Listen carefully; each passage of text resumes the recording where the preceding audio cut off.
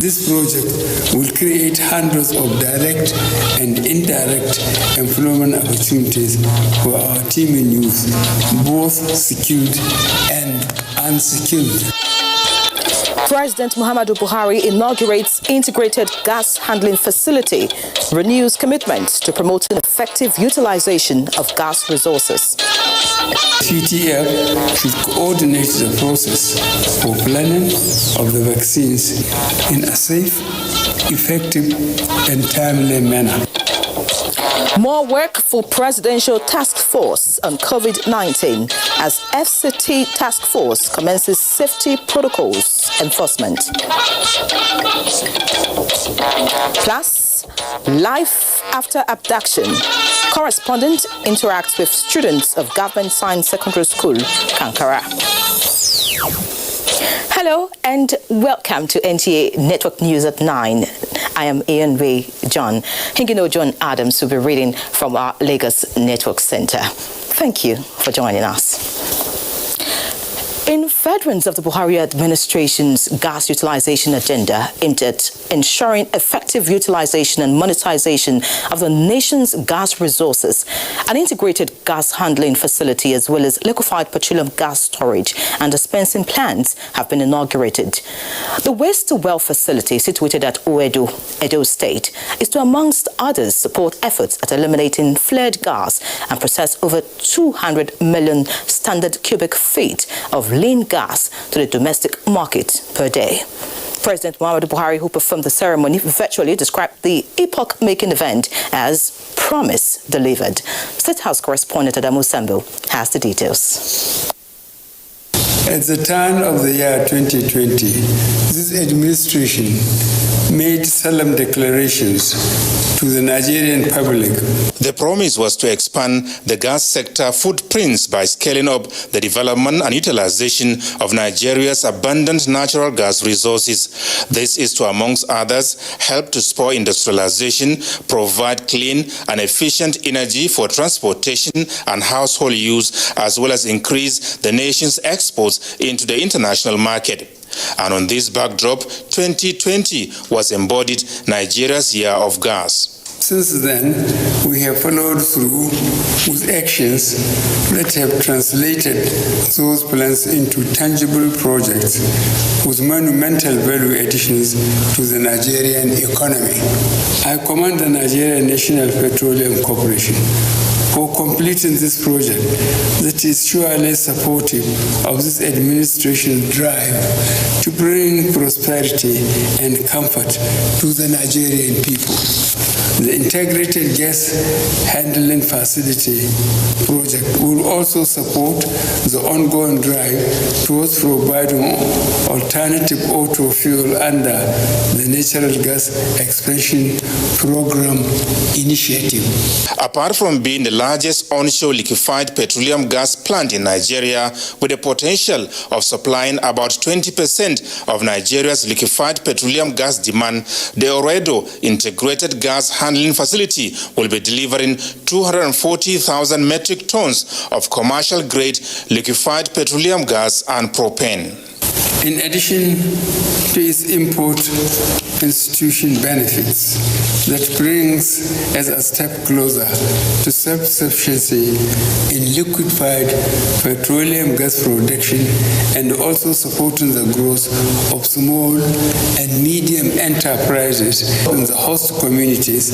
This project will create hundreds of direct and indirect employment opportunities for our teeming youth, both skilled and unskilled. President Buhari also takes pride in the accomplishments of key gas infrastructure projects like the Obiafu, Obricon Urban, OB3 and Escravos Lagos Pipeline System 2, as well as the flag off of the construction of the 614-kilometer Ajakuta Kaduna Kano gas pipeline project. From the State House, Adamu Sambo, NTA News. Nigeria has promised to give robust support to the Republic of Niger as the neighboring country prepares for presidential and National Assembly elections later this month. President Muhammadu Buhari made the promise while receiving an audience from Vice President Namadi Sambo, who heads ECOWAS election mission to the West African nation. Again, State House correspondent Adamu Sambo reports that the president also granted audience to former President Goodluck Jonathan on the political situation in the Gambia. Basking in the euphoria of the successes achieved by the ECOWAS in addressing the socio-political situation in the Republic of Mali, former President Goodluck Jonathan, who is the special envoy and mediator of the sub-regional organization to the West African nation, is here for talks with President Muhammadu Buhari. Mr. President, the talks were, however, not on Mali, but the political situation in the Gambia, where incumbent President Adama Barrow, who visited President Muhammadu Buhari early this month, is seeking re-election. Dr. Goodluck Jonathan's engagement with President Muhammadu Buhari lasted about 30 minutes, after which he spoke to NTA News. The president of the Gambia invited us to participate in a little political stalemate bordering on a new constitution. And that I was asked as an extension of the job I've already been doing at the instance of the president and other ECOWAS heads of state. So I came back last night and I will finish our first set of discussions. We'll continue in January. So I just come to brief Mr. President about that because we need to know details about the issues. We are progressing, but we have not concluded. But we are hopeful that we'll conclude it properly. What have been the challenges? It's human. Political. Thank you. Thank you, Mr. President. Similarly, former Vice President Muhammad Namadi Sambo briefed President Muhammadu Buhari on his election mission to the Republic of Niger on the mandate of ECOWAS. He said strategic meetings are already being held with relevant stakeholders. ECOWAS, the former Vice President, promised would ensure peaceful and fair elections in the West African nation despite the current political, legal and security issues. President Muhammadu Buhari applauded the Nigerian leader Muhammadu Isufu for not attempting to tamper with the constitution of his country and elongate his stay in power after serving for the maximum 2 terms. He described the president of Niger, whom he is regularly in touch, as quite decent. Nigeria and Niger share more than 1,400 kilometers of land border, which President Muhammadu Buhari said can only be supervised effectively by God. The president, however, promised to remain focused, committed, and supportive of all genuine efforts at stabilizing the Sahel region in the best interest of the 2 countries and indeed West Africa. During the meeting, the former vice president congratulated President Buhari on the successful return of the abducted Kankara schoolboys in Katsina State, as well as his 78th birthday. From the State House, Adamu Sambo, NTA News. Now, talking health, sequel to the new surge in the number of coronavirus cases across the country, President Muhammadu Buhari has approved the extension of the mandate of the Presidential Task Force on COVID-19 till the end of March next year. Receiving the end-of-year report of the task force on the national response to the global pandemic, the president said, with new epicenters now identified, Nigeria cannot afford to lose the gains achieved in the last 9 months. State House correspondent Adamu Sambo has the details. The NOVR report submitted by the chairman of the PTF and secretary to the government of the Federation, Boss Mustafa, highlights the challenges encountered in the national response to COVID-19 and lessons learned. These include the urgent need for a dedicated fund to address all pandemics and outbreaks, major reform of the health sector, enhancing the economic sustainability drive, as well as the recovery and preservation of lives and livelihoods. Mr. President, the year 2020 has been very significant to humanity. As we approach 2021, therefore, the Presidential Task Force is recalibrating to enable it to respond to a more effective manner to the new dynamics thrown up by the pandemic as a result of the new wave of infections and the arrival of vaccines. This is work in progress, and all members would want to assure you and wish to restate that they are more determined and rededicated to ensure that we overcome this pandemic and return our country and our people to normalcy. The next year will be all about the COVID-19 vaccine.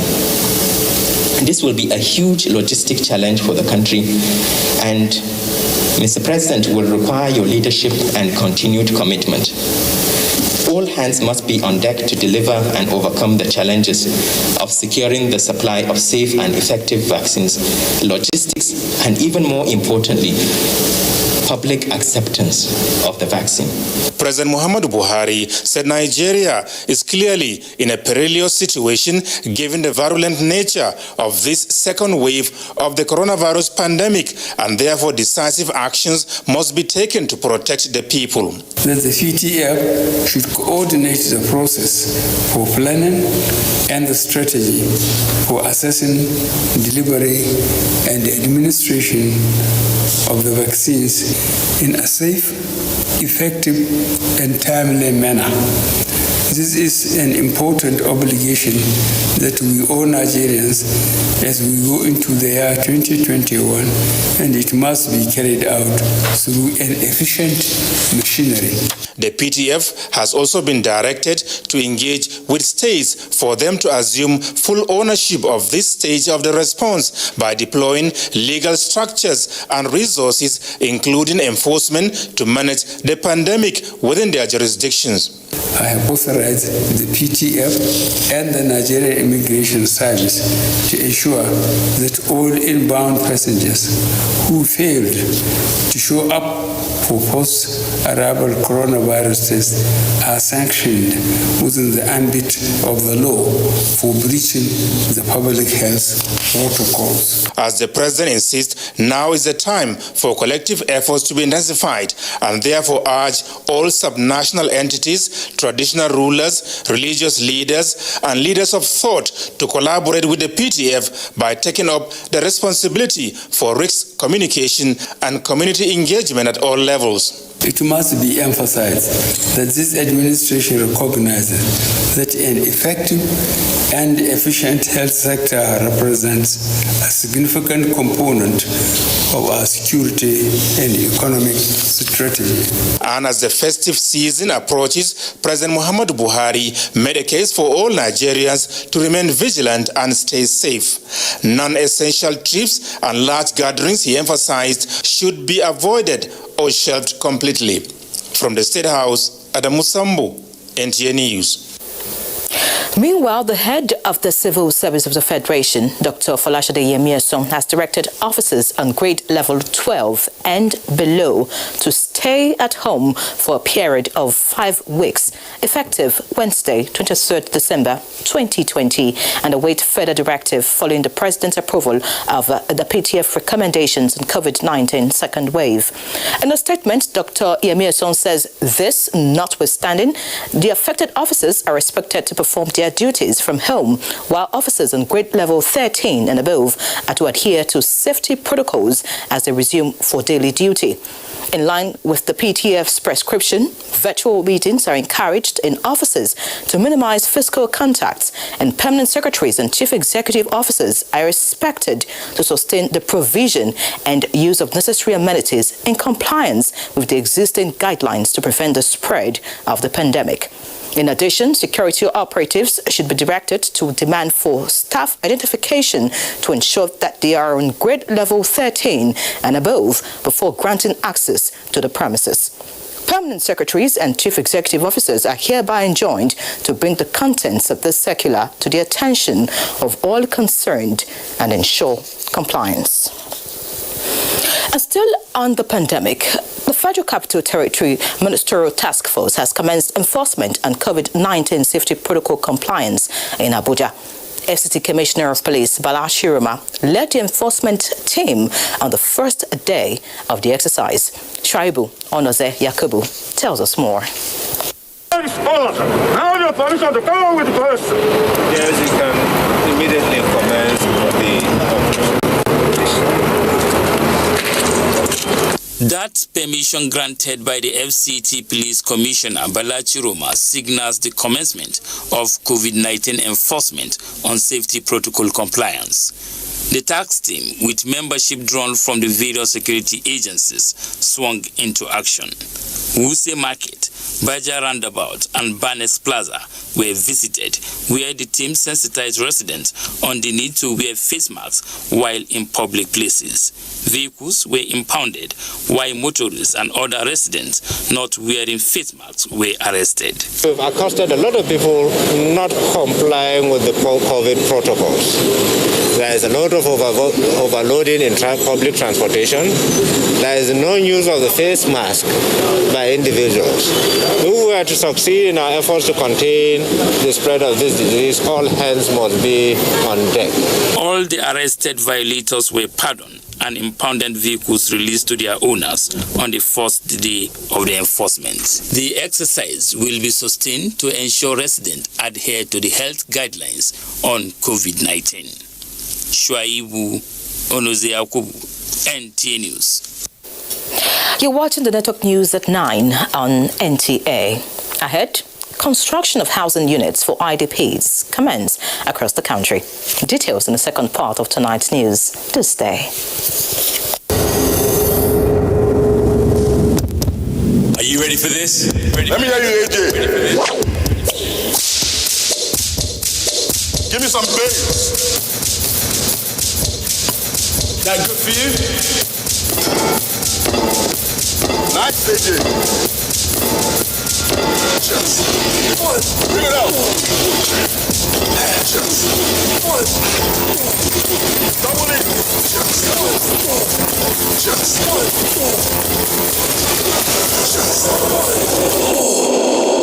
I was born hungry for success. It's the Nigerian way. Glow gets it. Champions stay hungry. Oh yeah. Glow gets it big time. One more for sure. Champions go the distance and then go further. Glow, the heart of a champion. Oh, see how oily I am. It'll take forever to clean this. Take it easy, Pan. Your days of endless scrubbing are over. Madame just bought Sunlight dishwashing liquid. What do you know about a Pan's life? This advanced formulation has real lemon juice that'll cut through all those stains fast in just one wipe. Wow, that was fast. See how easy it is to remove oil in one wipe? Sunlight dishwashing liquid removes oil stains in just one wipe. Mama, me now want send money, make me now collect for school. Oh, be now want withdraw from your account, but you no carry in card. Hey, written them go use. Amomo, them go use. Amomo agents, them go use more. 60 wrong care, won't pay light bill. Plus recharge Go TV. Nishi for no go miss Telemundo. Tamu no say she won't buy data for phone. Written them go use. Amomo, them go use. Amomo agents, them go use. Now, with your Momo agent, you fit send and receive money, plus to withdraw money for your bank account without card or data. You fit also buy airtime and data or pay any kind bill where you want. Just dial *223# to see the Momo agent when near you. Momo agent. Safe, fast, no wahala. There is one that has class. And here I pass my neighbor.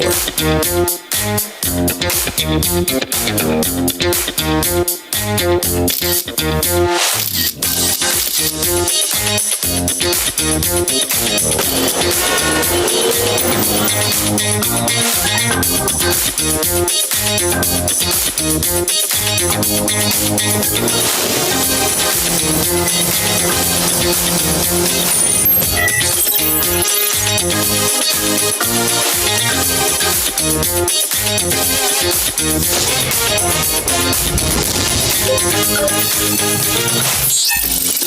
be a joy killer. There is the right gadget for every moment. Redmi Note 9 Pro. Upgrade your life. Powered by Xiaomi.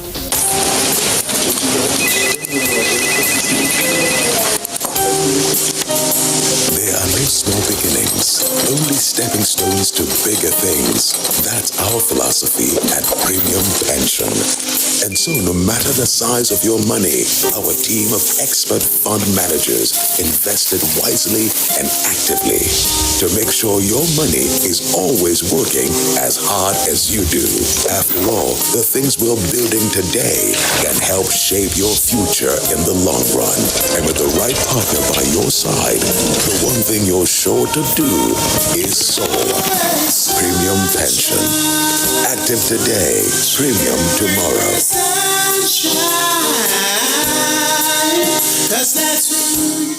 The new Lifebuoy hand sanitizers with 70% alcohol will kill 99.9% of germs. Now available in convenient packs. Let us all take responsibility to fight this pandemic together.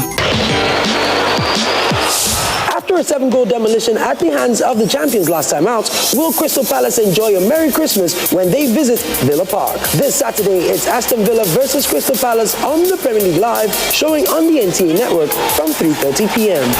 The Premier League Live is brought to you by Axis Bank, Baba Ijebu, Lipton, and Close Up, in association with Goal.com.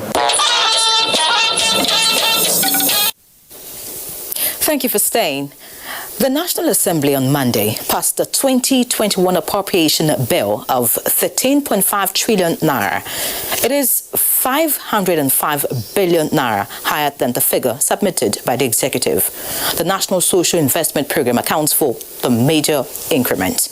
Let's now join National Assembly correspondent Ignatius Nkwo for an overview.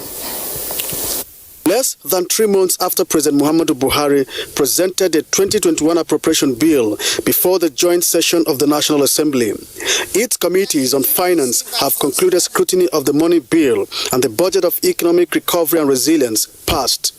The 2021 budget is predicated on crude oil production of 1.86 million barrels per day, an exchange rate of 379 naira to $1. Oil benchmark of $40 per barrel. 4.1 trillion naira is for capital expenditure. Recurrent expenditure of 5.6 trillion. 496.5 billion is for statutory transfer, while 3.3 trillion is for debt service. Federal Ministry of Works and Housing received the highest allocation of 399.6 billion. Ministry of Finance, Budget and National Planning, 376.3 billion. Federal Ministry of Agriculture, 211 billion. Federal Ministry of Transportation, 209.7 billion. Ministry of Power, 206.7 billion. Federal Ministry of Water Resources, 159.7 billion. 156.1 billion is for education. Health, 134.5 billion. Defense, 127.8 billion, while the Federal Ministry of Information and Culture has 19.7 billion. Ignatius Nkwo, NTA News. Many thanks, Ignatius. Now joining us live in the studio to discuss the 2021 budget is Uche Waleke, Professor of Capital Market and a financial economist. He's actually from the Nasarawa State University. Many thanks for joining us, Prof. Thank you very much. My pleasure. All right, so let's begin. Looking at the 2021 appropriation bill, it's been increased by over 500 billion naira. What do you make of this? Yeah, for me, the starting point is to even commend the National Assembly for keeping to its promise of ensuring that the appropriation bill gets passed, before the end of the year. What that means is that it now,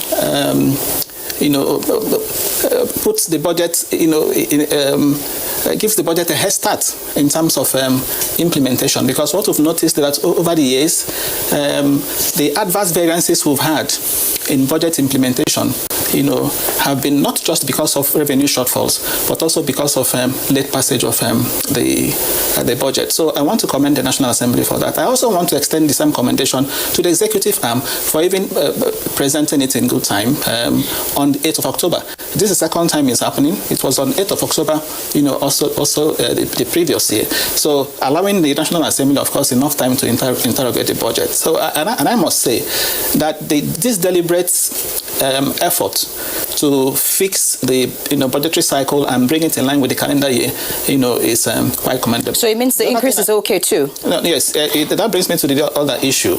The fact that the National Assembly, again, did not alter the parameters, the assumptions. Oil price of $40 per barrel, the exchange rate of 379, production of 1.86 million per day. So all these were left intact. Now, the increase that we've seen, about 500 billion, has also reflected in the capital component, which to me is also good. It's not any recurrent. And that's why the capital component has moved from 3.6 trillion to 4.2 trillion. So what about the fact that the 2020 budget is going to run till March of next year?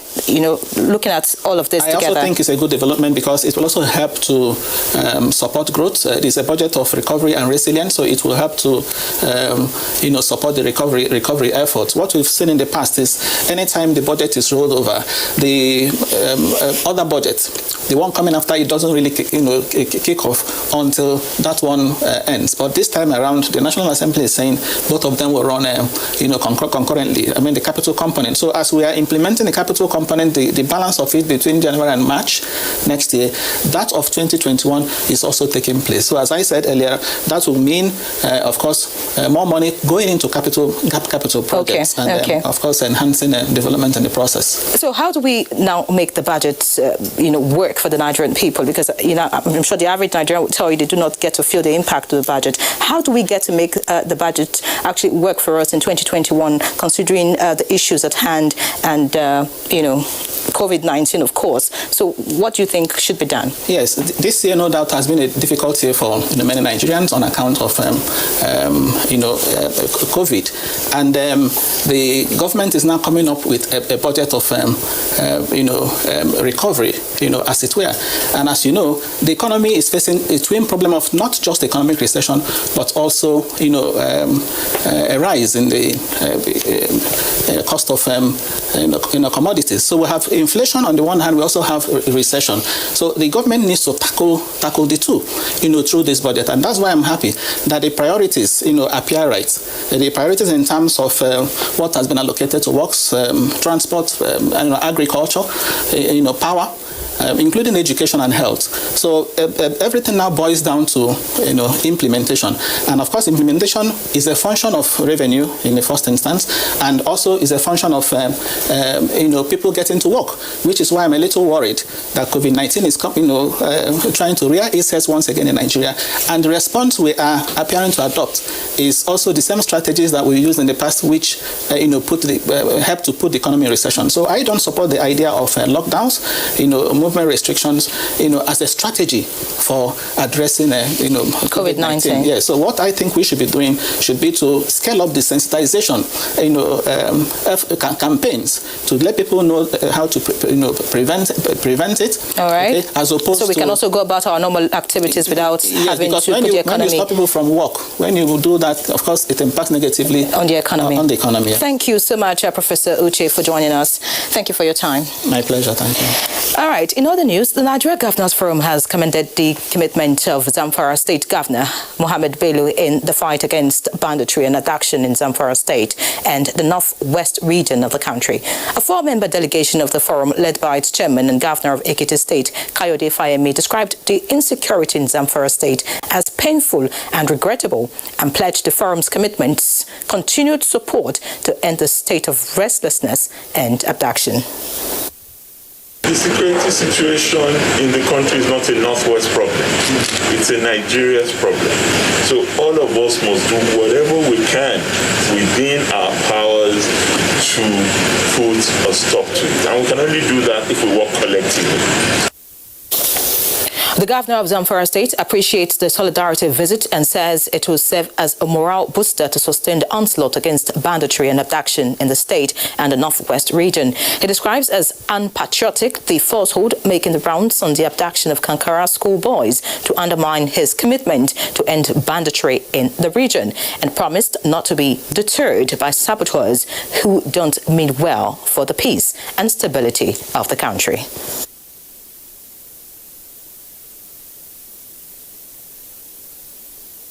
Usman Akwanga reports that the governor commended the federal government and security agencies for swift response to prevailing security challenges facing Zamfara State and the country as a whole. Stakeholders at a security summit by Nasarawa State Central Zone identified practical engineering skills acquisition among youth to promote employment and wealth creation in Nigeria. As a step to achieve the initiative is the donation of smart grid trainer to Nasarawa State University, KEFI, by National Agency for Science and Engineering Infrastructure, NASENI. Hamza Musa Makrafi reports. Although summit discussions include specific issues of tackling security challenges, drug abuse, and participation in politics, skills acquisition, participants say, is central to youth empowerment. Therefore, understanding sector-wide energy diversification and serving needs of society is also important. And that's why Executive Vice Chairman Naseni, Professor Muhammad Sani Haruna, says donation of smart grid to the university will enhance research. Unemployment is promoted by lack of skills, lack of technical know-how. People cannot be employed by themselves. So as government is trying to address that aspect of drug abuse and its infiltration into our society, we are doing this to attain to technology acquisition and job generation aspect of it. We have said it that our engineering program will be unique, will be one of the best in the country, and therefore it can only be the best if we have all the requisite equipment. Chancellor of the University, Emir of KEFI, Shehu Chindia Musa III, while rating Nasarawa State University high in academic pursuit, thanked President Buhari for approving the grid to the university. From KEFI, Hamza Musa Makalpi, NTA News. And still on security, troops of Operation Hadabin Daji have rescued 10 kidnapped victims from bandits at Yewa village in Zamfara following a tip-off. A statement by the coordinator, Defense Media Operations, Major General John NTA, indicates that the rescue operation was sequel to a distress call on bandits' activities in the area. Similarly, troops of Operation Wellstroke have eliminated 1 bandit, arrested 2 others in separate encounter in Benue State. Major General NTA noted that the bandits are responsible for the recent killing of a Mokurdi-based lawyer and his wife. Troops also raided bandits' hideout at Aboko village while acting on intelligence report on activities of remnants of the late Ghana's militia gang in parts of Katsina Ala local government area. Rescued students of Government Science Secondary School Kankara have put the agony of their abduction behind them as they gradually integrate into the mainstream of their community. Mohammed Salisu Awal, who engaged some of them, reports that they are optimistic of what the future holds for them. Aliyu Kabir and Abdullahi Aliyu Abdullahi, both just 2 students of Government Science Secondary School Kankara, working hard to put behind the tragedy of abduction that befell them. Their ambition is to become doctors in the future, and both remain resolute to achieving the goal. I thank Katsina State with that helping what they are helping them students. I thank government for rescuing us. My dream is to become a medical doctor in the future. Parents of Aliyu Kabir and Abdullahi Aliyu Abdullahi reiterated commitment to supporting the children to realize their dreams. The government and the security force, they played a very vital role on this issue. On the other hand, Education Secretary, Kankara Local Government Area, Ibir Ali Kankara, commended the effort of government and security operatives in rescuing the students. In Katsina, Mohammed Salis Awal, NTA News. Towards alleviating the sufferings of the internally displaced persons in the country, the federal government, through the National Commission for Refugees, Migrants and Internally Displaced Persons, has flagged off the construction of 600 housing units, each in Katsina, Zamfara, Borno and Edo states. The Commission, in collaboration with the Central Bank of Nigeria, has also commenced the verification of 20,000 IDPs in Katsina for implementation of Project Reliance, so as to restore their means of livelihoods lost during the attacks. Shehu Adamu reports.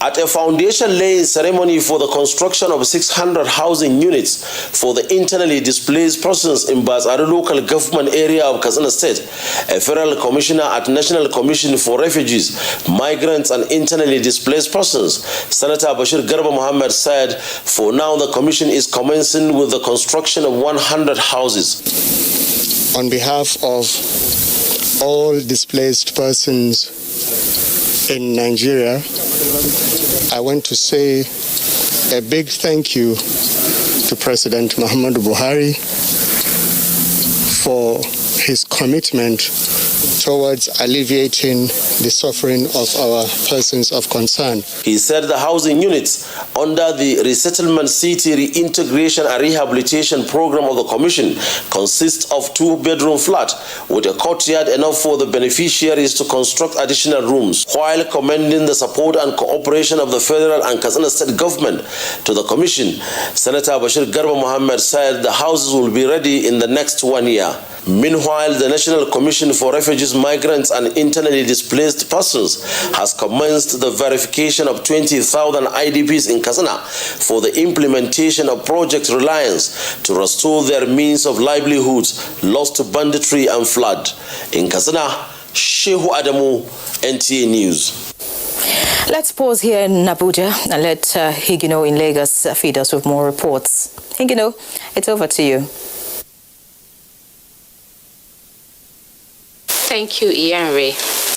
An eagle-eye surveillance approach will be adopted in the monitoring of safety compliance to traffic signs on the Lagos-Ibadan corridor during and after the festive periods.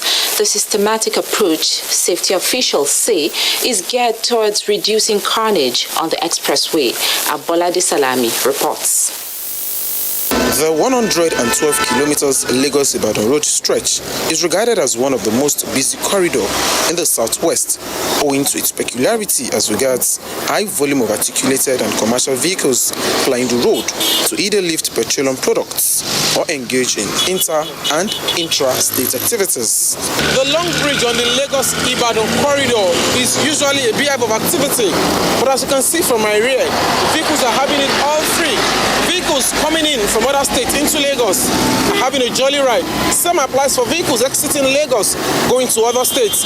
And the information we gathered from engineers on ground here is that they removed most of the barricades that were causing traffic just to ease gridlock on the road. With the road expansion project embarked upon by the federal government to decongest traffic on the corridor, most drivers plying the route do not obey the safety measures put in place to checkmate carnage in the access. In a bid to ensure safety during and after the festive periods, the Federal Safety Corps and National Emergency Management Agency officials are combing the corridor to ensure all obstructions are taken off the road.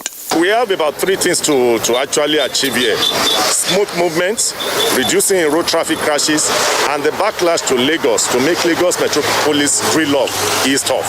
Those are the major things we actually want to achieve with this assessment.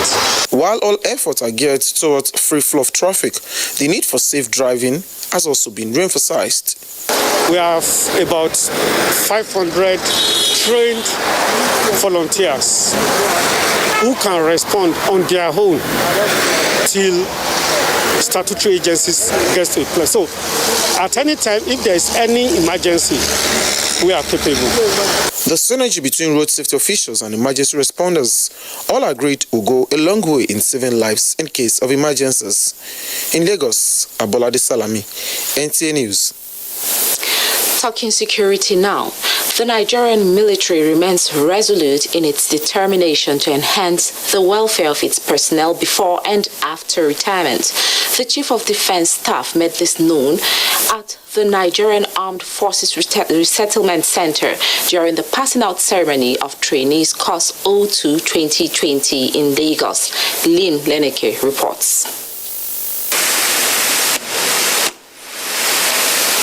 These military personnel have served their fatherland, and it's time to disengage from service. The Nigerian Armed Forces have equipped them with relevant vocational and management skills to enable them to integrate into civil society. Speaking from this perspective, the Chief of Defense Staff, General Abayomi Gabriel Olonishaki, stressed that welfare of personnel is a priority to the federal government, adding that the federal government is not resting on its oars at restoring security to troubled regions in the country. As our ambassadors, I believe you are all capable of excelling in your future endeavors and positively influence your environment for the economic, social and political benefits of our dear country. The Commandant Nafric harped on the need for retirees to be security conscious and make positive contributions to nation building. All other courses you have attended while in service, this one was specifically geared towards your personal self-development. Your successful completion of the course is a testament of your determination, commitment and discipline in the past 35 years of active service to our dear nation. Nafric is charged with the responsibility of imparting skills relevant to the resettlement needs of retiring military personnel in the country. In Lagos, Lynn Lenake, NTA News. It's time for another break. Network News continues shortly.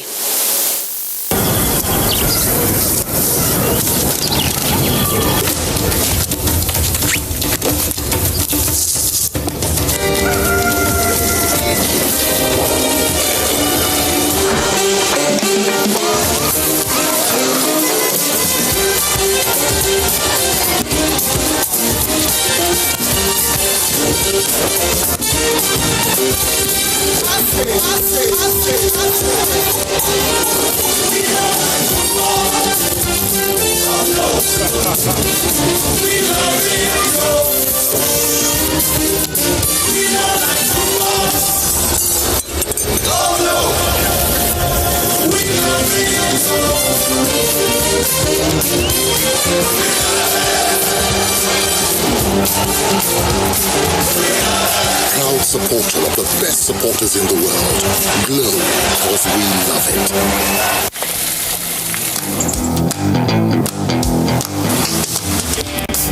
Guess what? What? I scored a hat trick today. Cool! Wow! And how did you celebrate? Just do your hands like this. And hold your nose like this. Body odor is caused by germs. That's why you need the new improved Dettol Cool Soap, which protects against 99.9% odor-causing germs with an extra burst of menthol freshness. Dettol, be 100% sure. Expressions without words won't have it any other way. Moments will feel joy. Been lost in the moment, the freedom you will find. That's what's celebrating. Bring your moments alive. Find your satisfaction in the nourishing, trending, sparkling. Let's celebrate a little way, making big differences. In the nourishing, trending, sparkling. Enjoy in red grape, white grape, peach variants, the Let Us Sparkling Fruit Drink. Celebrate every moment. Introducing evaporated milk that contains all the nourishment of milk, including high calcium, 7B vitamins, vitamin D3, phosphorus, magnesium, and 50% less fat. It comes in 3-pack sizes, and the 60-gram pack is only 50 naira. Hollandia Slim Evaporated Milk. All the nourishment of milk, 50% less fat. That match was crazy. I won! 1 million naira, don't buy it. Wow! I told you, bro. Honorable promo, don't buy it. It's real. Tunde, what buy it? Hey, my girl. Call him, Baba me. David, what buy it? Honorable. And my darling Joy. Yes, baby. What buy it? You could become the next millionaire in the honorable promo. Talk by you to enter. Look under the crown cork of your bottle for a code. Then dial *8011 your code to enter for weekly draws where you could win free airtime and cash from 5,000 naira to 1 million naira. Honorable promo. Talk by you.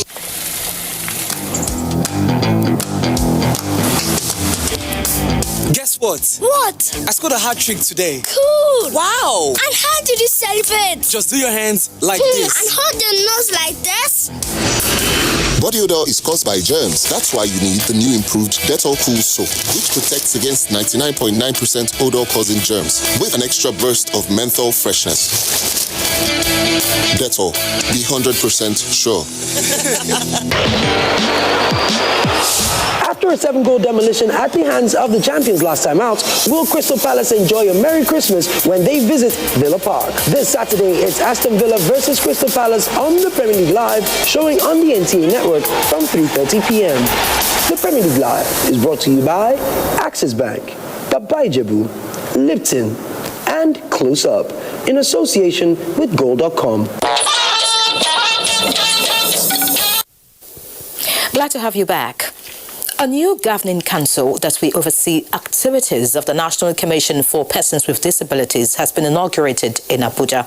The Minister of Humanitarian Affairs, Disaster Management and Social Development, Sadiya Umar Farouk, who performed the ceremony, challenged the board members to bring the desired change in the lives of persons with disabilities.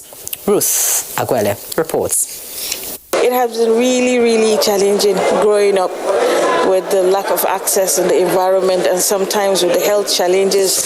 Amina Audu recounting her ordeal for being disabled. But all hope is not lost as the story is changing. And by the powers bestowed on me, it is a new dawn with the inauguration of a new governing council that will spearhead activities of the National Commission for Persons with Disabilities by the Ministry of Humanitarian Affairs, Disaster Management and Social Development. Members of the board are drawn from the 6 geopolitical zones. I therefore challenge you to bring to bear your expertise in putting in your best, devoid of personal enrichment, to support the Commission to deliver a dividend of democracy to persons with disabilities. I assure you that we will fully integrate all persons with ability in the society. To show their gratitude, President Muhammadu Buhari was honored as their Grand Commander and the Minister for her contributions in making this vision come alive. In Abuja, Ruth Aguele, NTA News. In the spirit of the season, the Minister of Women Affairs has reached out to over 70 groups of less privileged persons in Abuja with bags of assorted food items to cushion the effects of the second wave of the COVID-19 pandemic. Momso Damian Dati brings us more. These were representatives of diverse women groups from religious cycles, civil society organizations, and the physically challenged, answering the call of the Minister of Women Affairs, who is extending a hand of charity. Just want to show a sign of love and solidarity to all of you. It will not stop today. As we get some, we'll keep reaching out more. Give this little token so that you can share those in need. Men and girls with disabilities here. This is huge. This is big. And we're very, very grateful. It will go a long way. The gifts distributed include bags of assorted food items, clothing, and others. In Abuja, Momso Damian Dati, NTA News. Total Exploration and Production Nigeria Limited is partnering with relevant stakeholders towards deepening agro-business development and enhanced food production in its host community in Kingdom. Total EP Nigeria Limited says the objective of the investments in agriculture is to help create more jobs and return Egi land as a food basket in Rivers State. Kingsley Amajiri reports. Total E&P Nigeria Limited, the operating partner of NNPC Total joint venture, has consistently supported government programs aimed at sustainable development of its host communities. In response to the need for food, Total E&P distributed agricultural produce from its demonstration farms to the host communities within the oil mining license OML 55 on behalf of its joint venture partners. For some of the beneficiaries, beyond the economic benefits, Total E&P has further demonstrated leadership amongst its peers in the area of corporate social responsibility. They single-handedly set up the feed production plant section for us, and going forward, at some point they have placed order for more than 5,000 bags of feed and will deliver. Total E&P General Manager, Community Affairs, Projects and Development, Mr. Obinna Ofeze, represented by the Deputy General Manager, Okechukwu Obara, said Total is convinced that agriculture provides viable alternative for sustainable livelihood for interested persons within its host communities.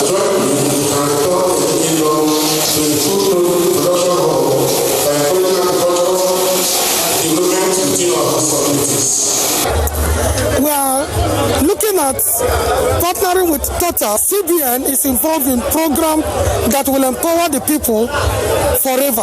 The Rivers State government at the event gave indication to pursue mechanized agriculture in the state, commending Total's initiative and investment in agricultural sector. The company also visited its rice demonstration farm at Oboburu in Port Harcourt. Kingsley Amajiri, NTA News. Let's have a bit of sports now, and Olumide Guntola will feed us. During an interactive session with journalists in Lagos, the Minister of Youth and Sports Development, Sunday Dari, said adopting an holistic approach to the sector will bring the desired results in 2021 and beyond. We've institutionalized this, and we're doing that for the youth program. In sports, if we get the sports industry policy in place and approved by government, that policy stays. In table tennis, Team Delta clinched 6 gold medals to win the second edition of Value Jet Para Table Tennis Tournament held in Lagos. Tajuddin Agumbiade in Class 9 and Africa and Nigeria #1 Victor Farin Loye in Class 8 led others to defeat the opponents from Oyo, Ogun, Kwara State, among others. We are looking to have a sanction by next year. From Lokoja, Jacob Sani reports that after a series of elimination prior to the finals, Dudu male and female volleyball teams emerged winners of the 5th edition of the Pro Spiker Volleyball 3-on-3 tournament held in Lokoja, Kogi State. As a grassroots volleyball developer, we want to bring all these youth, we want to take them out of the street, bring them into sports, and make their life better. In tennis, champions in the game across various age categories in various national, continental, and international tennis tournaments have received support from some lovers of the game. The technical director of Lagos Open, Wale Oladunjoyi, said with more support for Nigerian players at a tender age, the country can rule the world. We need to think ahead. We need to also be able to be proactive. We must have vision. In another development, the Northern Youth Association has honored the president of Football Fans Club of Nigeria, Oluwakemi Ogunfua, with the Distinguished Nigerian Platinum Award for numerous contributions towards youth and sports development. This award will really encourage us to keep going. Oluwakemi Ogunfua won the African Women Cup of Nations CAF Fan of the Match Award in Ghana 2018. With sports update, Olumide Guntola, NTA News. President Muhammadu Buhari condoles with the family of Alhaji Mohammed Lele Mokhtar over the demise of the former Federal Permanent Secretary. In a statement, the president recalls that the Seriki Dawa King Katagum served his fatherland creditably during his terms as National Commissioner, National Planning Commission, and member, Federal Judicial Service Commission. President Buhari notes that Alhaji Mokhtar was a man of exemplary character who mentored several subordinates wherever he served and contributed significantly to the development of not only his state but also his hometown, Azari.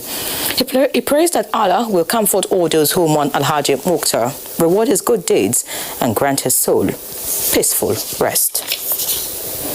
The death has occurred of Chief Godwin Nwogu, a veteran journalist at the age of 79. He was the regional editor of the defunct Morning Post newspapers and also worked briefly with the Daily Times in the 70s.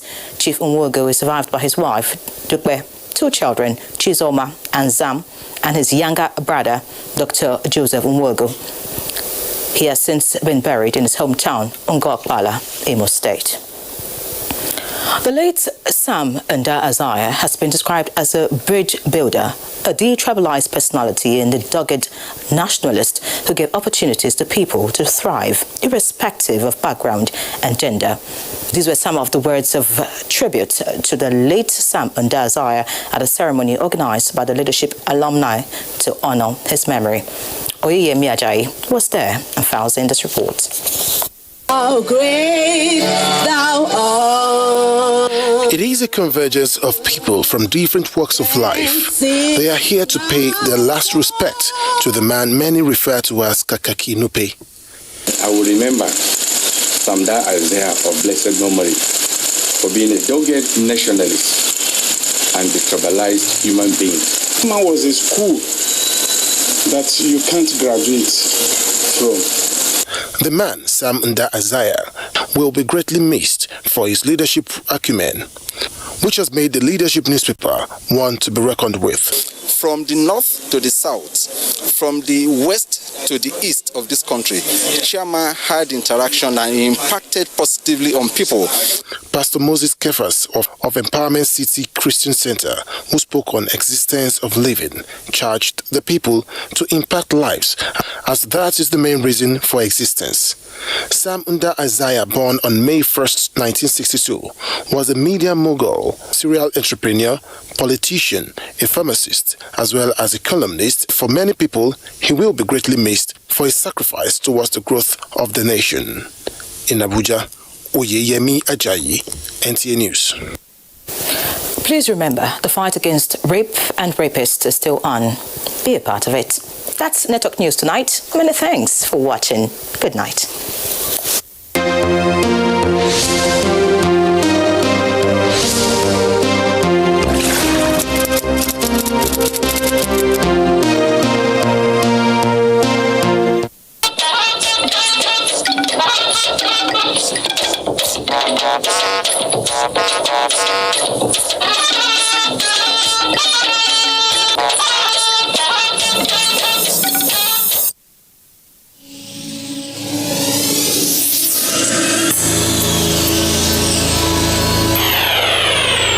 NTA, you can't beat the reach.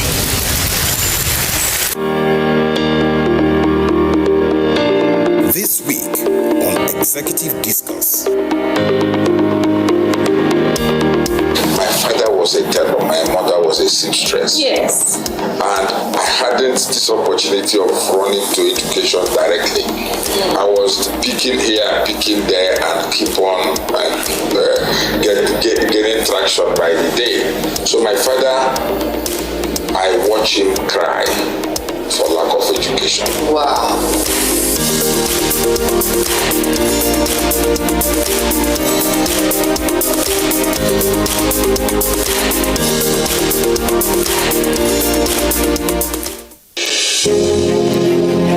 There is a lot of fake news and report circulating, especially on social media, on the coronavirus.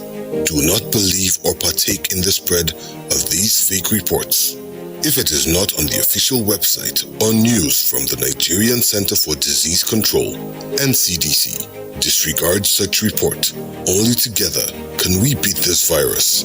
Only together can we overcome this pandemic. Follow the instructions and guidelines provided to combat this virus. Most importantly, stay at home. Self-isolate, regardless of your status. The virus doesn't move unless we move. Let us work together to better Nigeria. Together, we can do this. This message is brought to you by the Nigerian Television Authority, NTA, Africa's largest television network.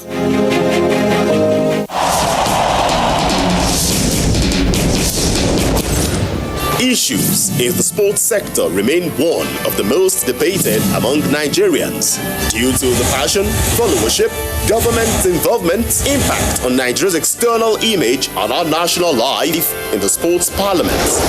The NTA offers Nigerians deep views on issues with experts in the sports sector, offering in-depth analysis, hindsight, insight and foresight towards elevating Nigerian sports to the zenith on the floor of the sports parliament. Sports Parliament, a unique platform for sports discussions, showing live on the NTA. Keep a date with the parliamentarians. Your eyes have it.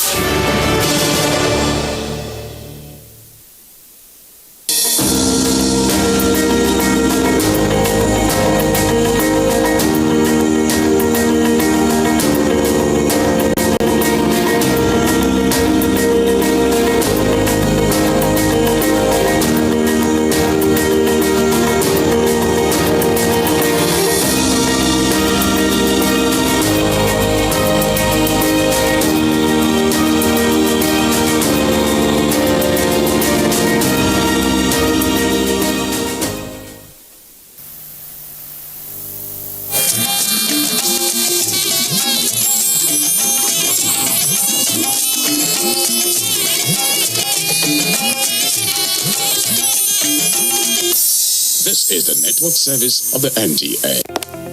Although social media as a channel of communication is inherently harmless, it becomes harmful and damaging when used without discretion and thoughtfulness.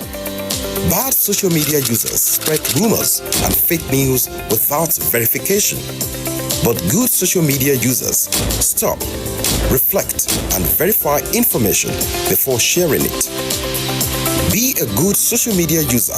Stop the spread of fake news.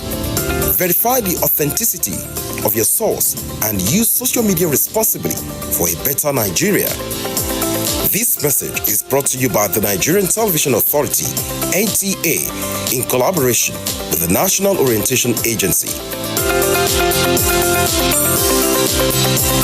Nigerian youths are about the greatest assets the country has at the moment. It is therefore not surprising that the administration of President Muhammadu Buhari is strategically responding to the yearnings of the youth through multiple projects and programs. Youth entrepreneurship support years by Bank of Industry, the Youth Investment Fund by the CBN, and several other conditional cash transfer programs. Recruitment of 774,000 social workers, majority of whom are youths, and so many other projects that are beneficial to youths directly or indirectly.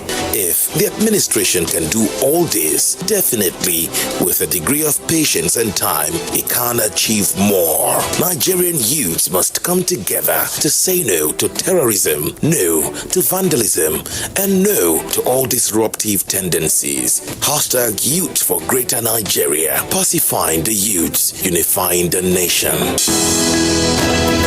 The Council of Our Fathers. My advice to these young people is please do not take us back to those harrowing days.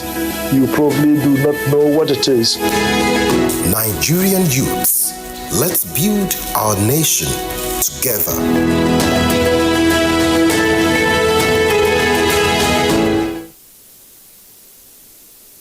Do you know that 35% of every girl child and women are raped on daily basis? Some are killed in the process, some take their lives in shame, others remain emotionally dead for life. It is sad. This culture is not ours, definitely not African. How did we allow bad culture to infiltrate and take over? Even if you lack fear for the law, what of fear of God? And you, why do you cover up rape acts when it happens? Remember, a problem shared is a problem half solved. Never cover any rape act because a rapist is a murderer. It could be you or your loved ones next. Women must be treated like the prize giant they are. Say no to rape.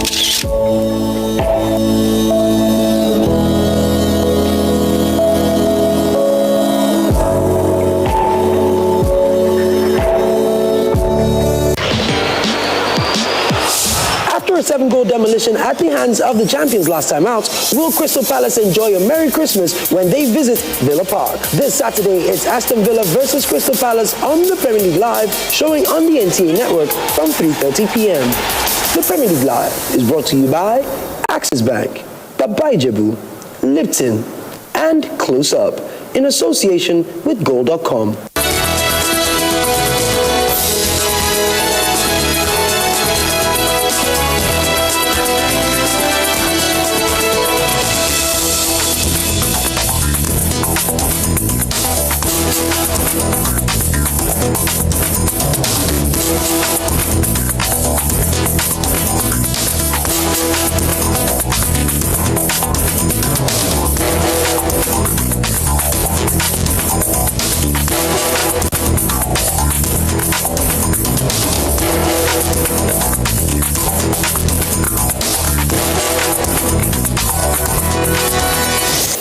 Have you ever felt the need to shop by the roadside while on a journey, or pressed for time to go into the main market due to work schedule, and that roadside market is the only option?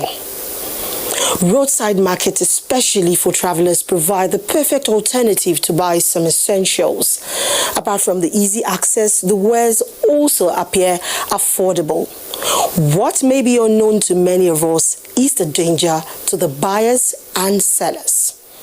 My name is Omotala Omojola, and I welcome you to this week's edition of Dateline 360 on NTA, and we will be examining the dangers of roadside markets. Do stay.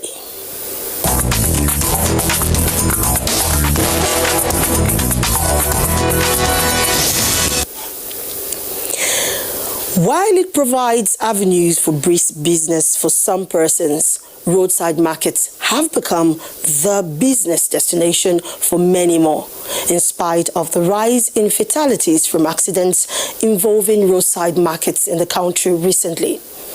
A News Daily's compilation quotes about 60 deaths in 3 months. This disturbing trend prompted the Federal Road Safety Corps to call for market relocation away from harm's way. Oyeyemi Ajayi in this report gives us a sense of the issue at hand. The road is a busy place for everyone. Pedestrians and vehicles, with some of them in good condition, while others might not really be. But of utmost importance is getting to the desired destination. As much as road use is a daily routine, many have ended up not making it to their destination alive, while some who managed to never had good stories to tell due to road crashes caused by failure to adhere to the highway safety codes and precautions. And so, concerted efforts are channeled at ensuring zero road crashes in the world, and Nigeria is not left out. Roadside accidents that occur along markets have led to deaths and injuries of many, with property destroyed and burnt. It was revealed that 50% of road accidents in Nigeria occur on highways and roadside markets, with at least 60 lives lost in various accidents involving car crashing into roadside markets between August and October 2020. Most of these incidences happened as a result of brake failure, trucks and luggage falling off, killing both traders as well as their customers and even passers-by. On September 23 this year, a tanker explosion in Felele area along Okene, Lokoja, Abuja highway killed 23 people, including traders and their customers, destroying 10 vehicles. Never to be forgotten in a hurry as well was the crash at Akungba, Akoko Southwest local government area of Ondo State due to brake failure, apart from the October 31st incident when a DAF truck loaded with bags of rice ran into stalls in the market, crashing into many vehicles including a Toyota Camry saloon car, a Toyota Corolla and 3 other motorcycles. Some have expressed concerns over the continuous location of markets on the busy highways. This explains why the Corps Marshal Federal Road Safety Corps has called on local government to relocate markets from highways, as doing this will help the existing operational efforts of the FRSC towards enhancing the safety of the entire motoring population. Over time, local government authorities have been advised to conduct feasibility studies regarding safer locations away from busy highways.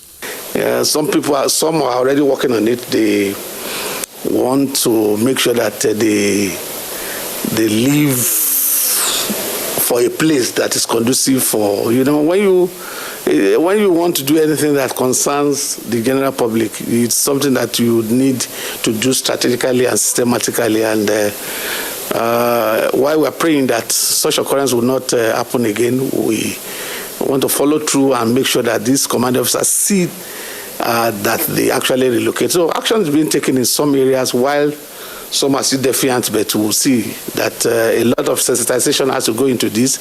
It's not something you force people to, but at least let them see reason why this must be done.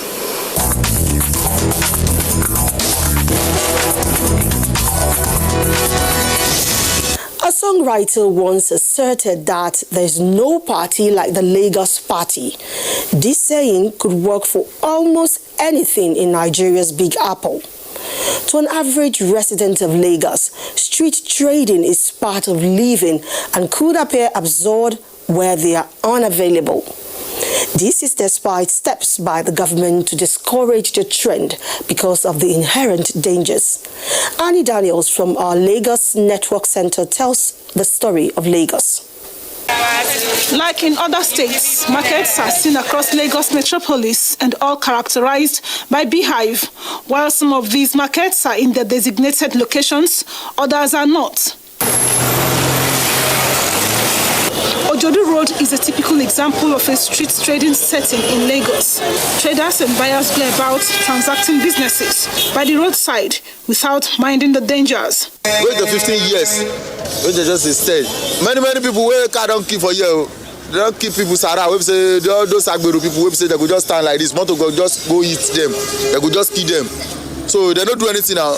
We pay here, but it's not much like shop. Like how much you pay here? We pay like 1,000 naira. No, it's not every month, like every week. We pay for environmental, we clean up this place, everything. Though present and past administrations have taken steps to dissuade people from this act, but respondents say the trend persists for obvious reasons. If car they pursue them, come for road, they make them come for road, they go shift normal. But if car don't go, they go just go to main road again. They will start for selling. And you know, bus stop here, you will sell way more than shop. You know, people that are selling in shop, they complain more. People prefer buying something in bus stop. They don't buy. People will, they will pay money for shop. They will add money to it. More people know that bus stop they didn't pay too much of money, so their market is cheaper. Someone that are selling the market that is not to 10,000 naira, you can't afford to rent a shop of 200,000 or 500,000, and the person wants to make a living. So there's no way the person has to sell anywhere he finds himself. People believe that it is in Lagos that they can stay and sell their market. That is why everybody believes to come to Lagos to come and sell their things. They will be able to sell well than other places.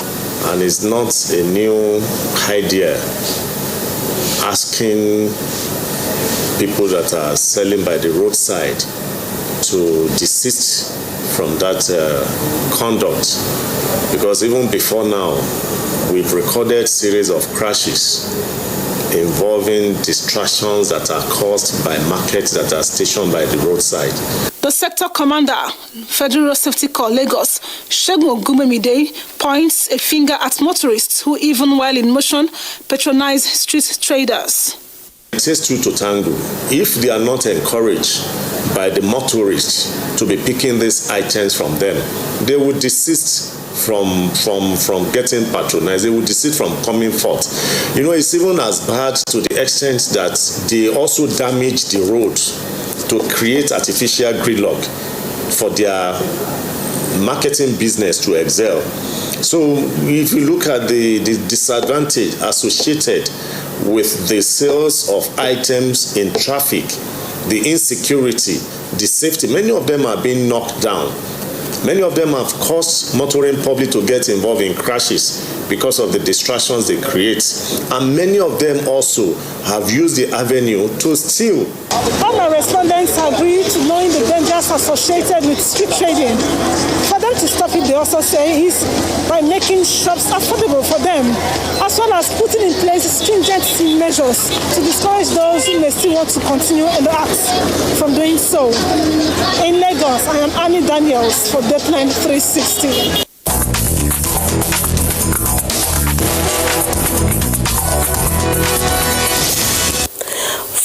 city of Lagos will take you to the confluence state. To most road users traversing the north to the southwest, there is a great wisdom in planning your journey with Lokoja on your mind.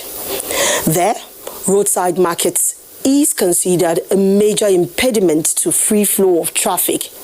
Charles Alpha reports that in Kogi State, street markets, particularly at the Natako, Felele, Okene Road, have obstructed vehicular movement and oftentimes resulted in fatal accidents. He will also tell us how the markets, which extend to the road corridors, pose danger to road users and the traders themselves.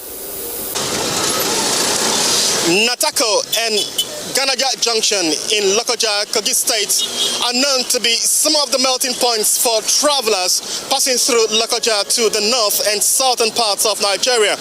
This is so not just because of the number of motor parks that we have here in this place, but the high rate of business activities that is being undertaken by roadside traders. The activities of roadside businessmen and women who are engaged in selling fried yam and plantains, soft drinks, bread and fast food provide respites for travelers who may want to relax and eat before proceeding on their journeys.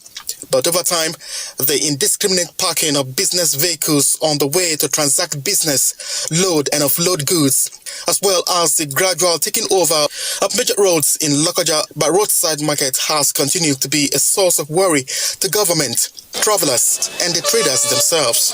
A lot of trailers are passing. From this up, down here, something dangerous might happen. If a trailer fail brake, it will clear many souls. This thing is causing a lot of traffic.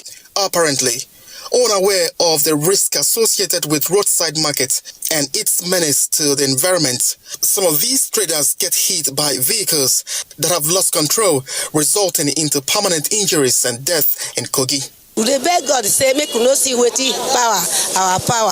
We no get another job.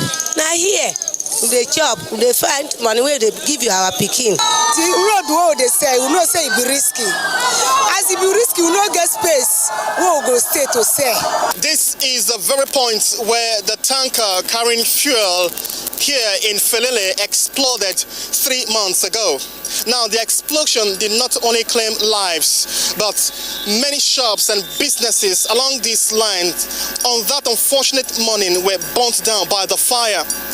But the shocking thing is, despite all of these horrible experiences, many shops, such as that one, has been rebuilt. We encourage people to go out and do business. But area where you are doing business and it's risky to your life, government will not tolerate it. The Federal Road Safety Corps report of 2020 in the state indicates that 326 road accidents were recorded between January and November, with 904 persons injured, 146 killed, and 482 vehicles involved, while casualties resulting from roadside markets account for 85 injuries and 90 deaths of the figures in the period under review. In a bid to stop carnages on the road and dangers posed by roadside markets, shops have been cleared, while those into sales of bread along Ganaja Ajakuta Way have been asked to relocate. There's a task force. He has constituted task force. The task force, equally have a mobile court. We've talked to people. We've gone to air. We've instructed them. We'll move around that they should disengage from selling by the roadside, trading by the roadside. There are calls that for roadside markets and the dangers it poses to seize, government should address the plights of traders by relocating them to better and safer place. Government has a very serious plan. The plan is ongoing, that they will build a new market and sites where they can be trading, maybe evening market. We're already planning. In Lokoja, Kogi State, Charles Alpha, NTA News.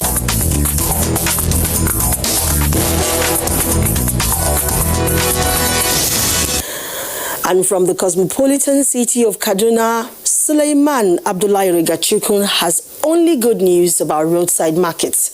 He reports that the usual traffic obstructions and crashes that occur on the highways as a result of roadside markets will soon be a thing of the past as the Federal Road Safety Corps collaborates with relevant stakeholders to check the trend in Kaduna and neighboring Kano and Jigawa states.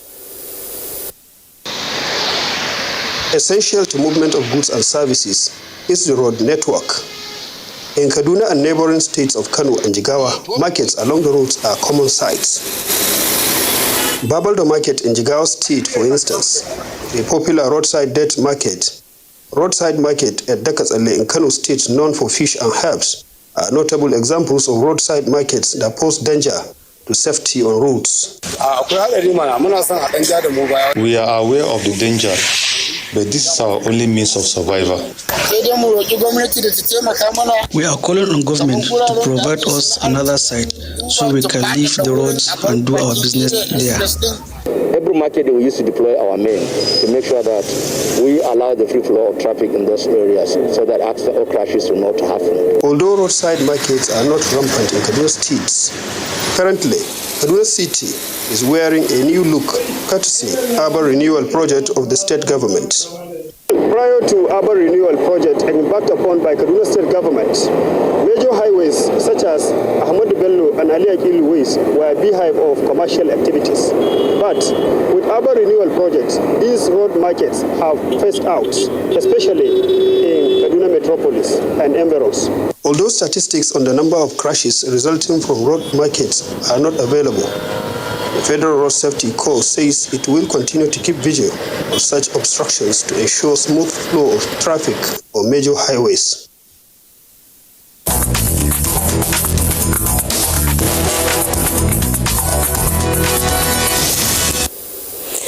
We go further north to Jigawa State, where Sandra Pius reports that the business strategy being employed by roadside sellers, especially on market days, creates traffic congestion, which sometimes results in carnages on major roads passing through market areas in the state.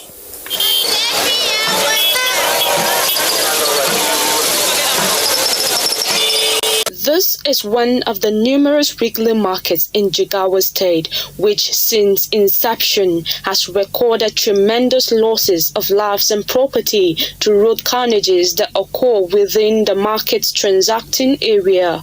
Incidences of this nature mostly affect the roadside sellers, who often have their goods displayed by the edges of the road, while some of these roadside sellers were lucky to have escaped the carnage that occurred over 2 years ago and still counting their losses. Many were left with unpleasant memories of their loved ones. The activities of the roadside sellers and even hawkers described as nuisance cause traffic congestion for drivers plying the road, thereby forcing them to adopt alternative routes. Sai mu samu awa biyu uku ba mu samu hanya mun wuce ba. Ko me yake kosin haka? To abin da yake kosin manyan motoci da yake ita ce babbar hanya a nan. Sai kasa kaya kan titi bai yi ba. Ya kamata duk wanda yake kasa kaya kan titi in magana ta domin Allah ne a sauka da shi cikin a nema mar fili ya koma kasa. Domin duk wanda kasa kaya kan titi yana cutar da direba ne. Dai sun zo sun yi disturbing din ma kan titi saboda an kakkasa kaya a bakin hanya da yawa gaskiya. Da za a dan same su da su dan yi kasa su ma duk abin zai kawo da sauki. Tasha yayi kadan. Kin gane? Tasha yayi kadan. An ci gaba mutane an karu. Ci gaba ya zo na aihuwa da mutane da yawa. Inda za a yi faka motocin ma yayi kadan. Dan da wani place din da za a je a saya a ce mutum ya tashi ya je ya koma kaga ba abin da zai sa ya zo ya kasa kaya a bakin titin. Asia, there is an accident which at least take the loss of 38 people, and it is as a result of this congestion that brought this. So we are asking government to provide us another place where we can place those that they are parking their goods inside of the road. A walk round the Sara Market, the Gwaram local government area, shows that not only roadside sellers and buyers expose themselves to hazard, but also overloaded truck drivers who have to drive under a high-tension wire which passes through the market area. On market days, we do have up to 2-3 road traffic crashes on that axis, and that is why I've ensured that I deploy our men to control traffic there and ensure that there is sanity. As at now, an alternative route has been created, referred to as bypass, but many believe there is need to relocate this market of highways as permanent solution to the problem. Sandra Pius reporting for Deadline 360.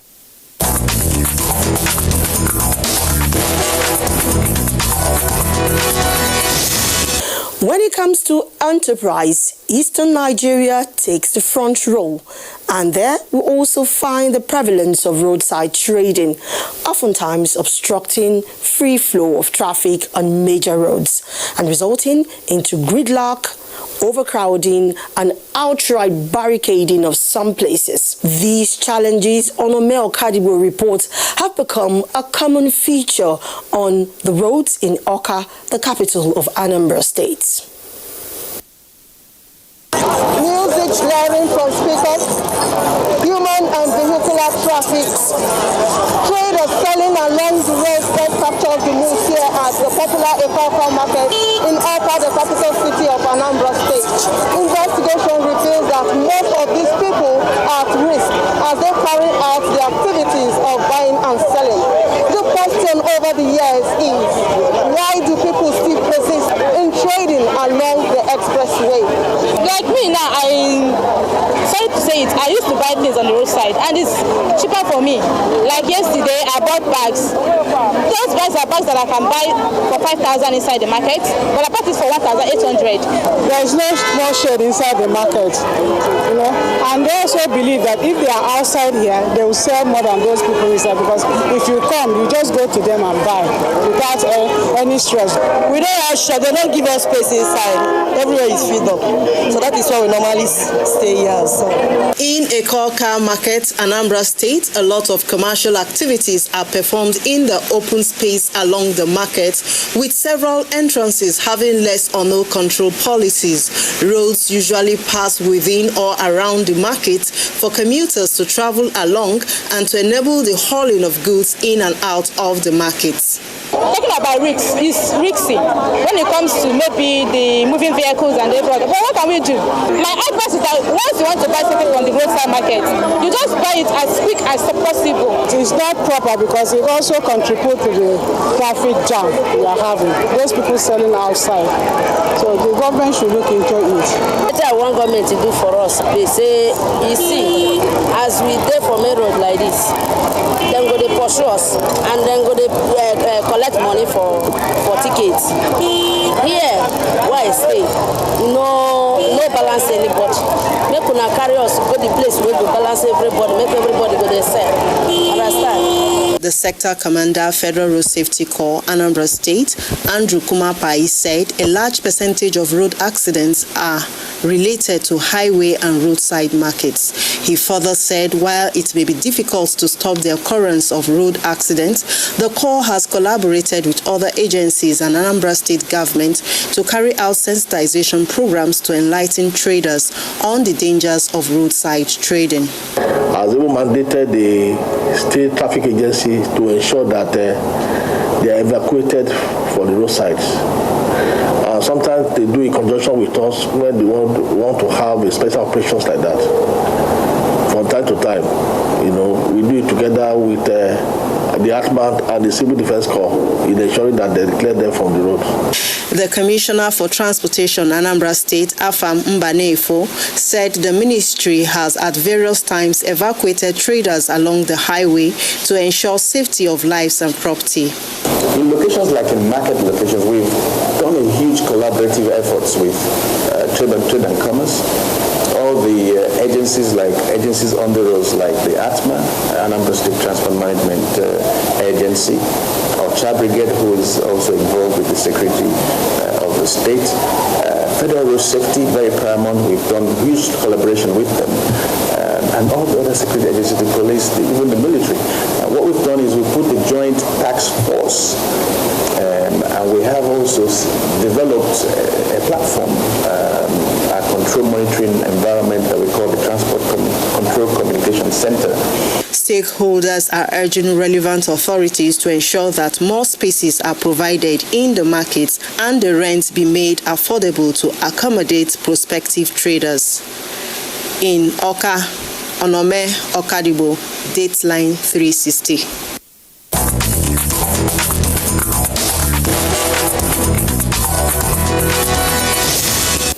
So the next time you choose to shop by the roadside, think about the risk to your life and that of others. Remember that when there's no demand, there will be no supply. On that note, we conclude this week's edition of the program and promise you another thought-provoking edition next week. From all of us here, we say thank you very much for your time.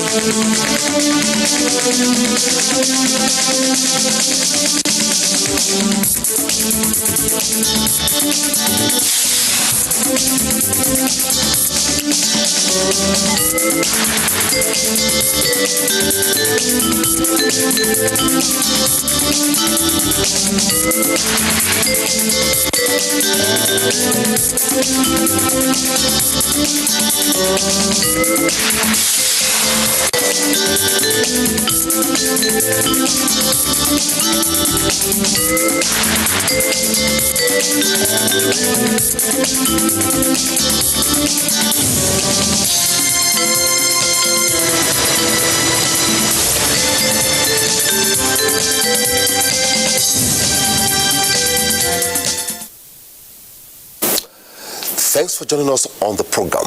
I am Omini Odan. It is obvious that the second wave of COVID-19 is blowing across the globe, when many nations are still grappling with the challenges of the pandemic already on ground. Nigeria, no doubt, is experiencing the second wave, going by the facts available and with the briefings of the Presidential Task Force on COVID-19. Nigeria, with 49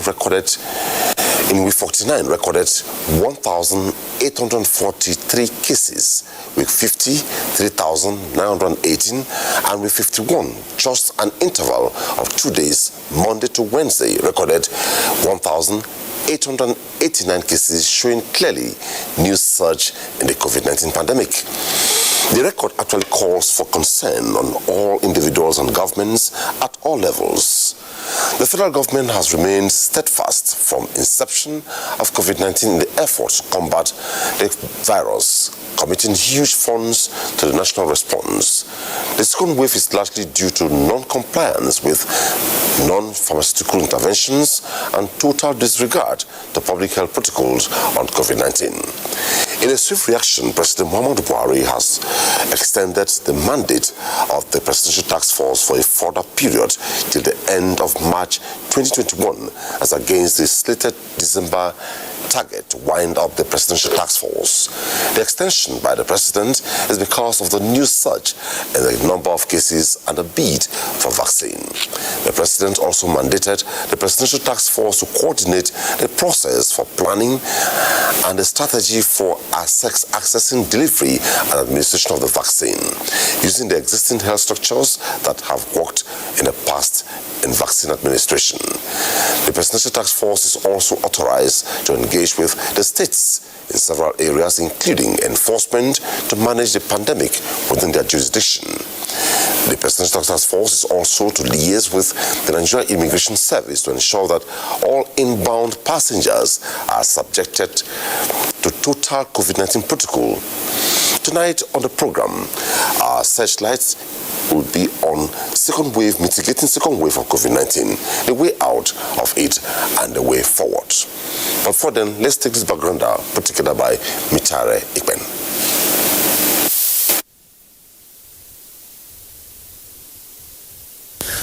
The recent recent upsurge in COVID-19 cases has been quite worrisome. Even more worrisome is the fact that majority of the cases in recent weeks are critical, and mortality rate is on the increase.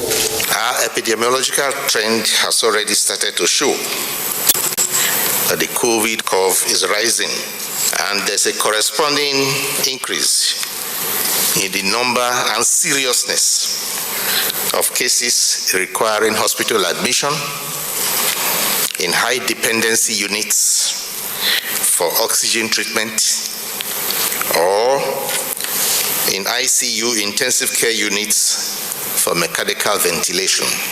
The nation's COVID-19 positivity rate went south to 3% late October, but by the second week of December, the curve has gone up to 10%.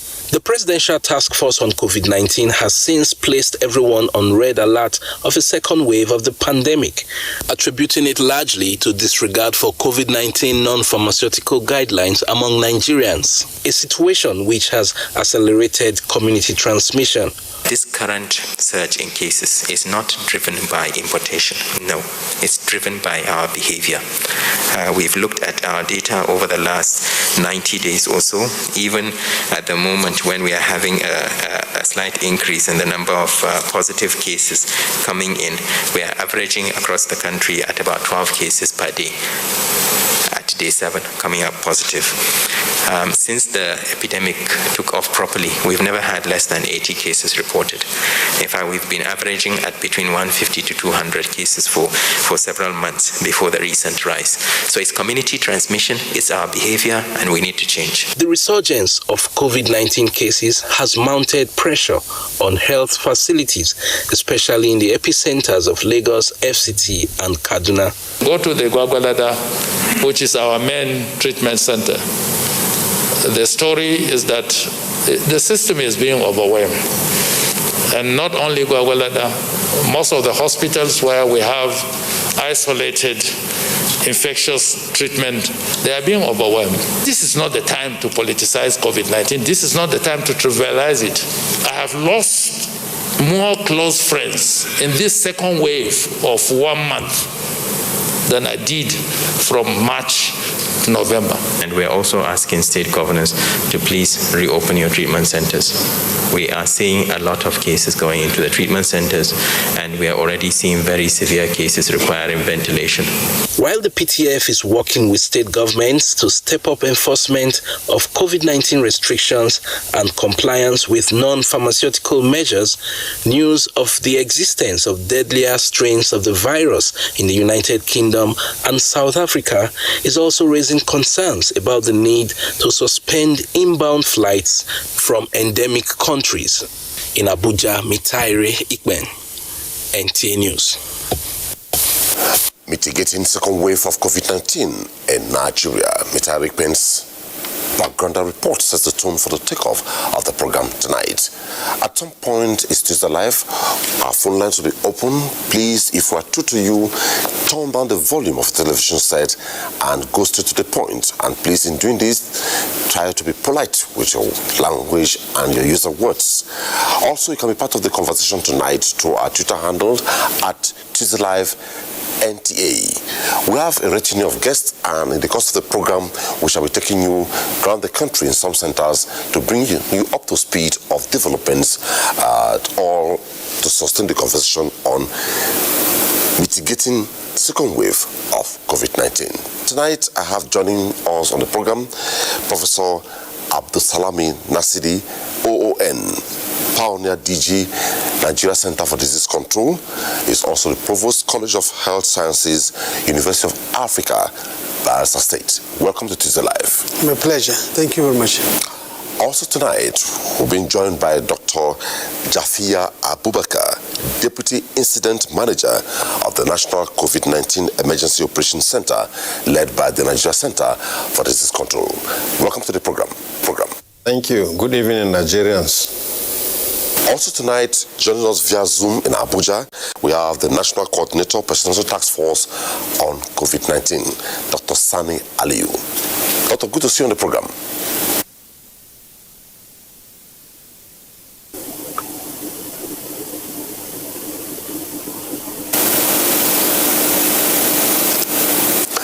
Okay, I believe if we'll continue with him. Well, let me begin with Professor Nasidi. If Professor Dr. Ali's up will go straight to a particular issue.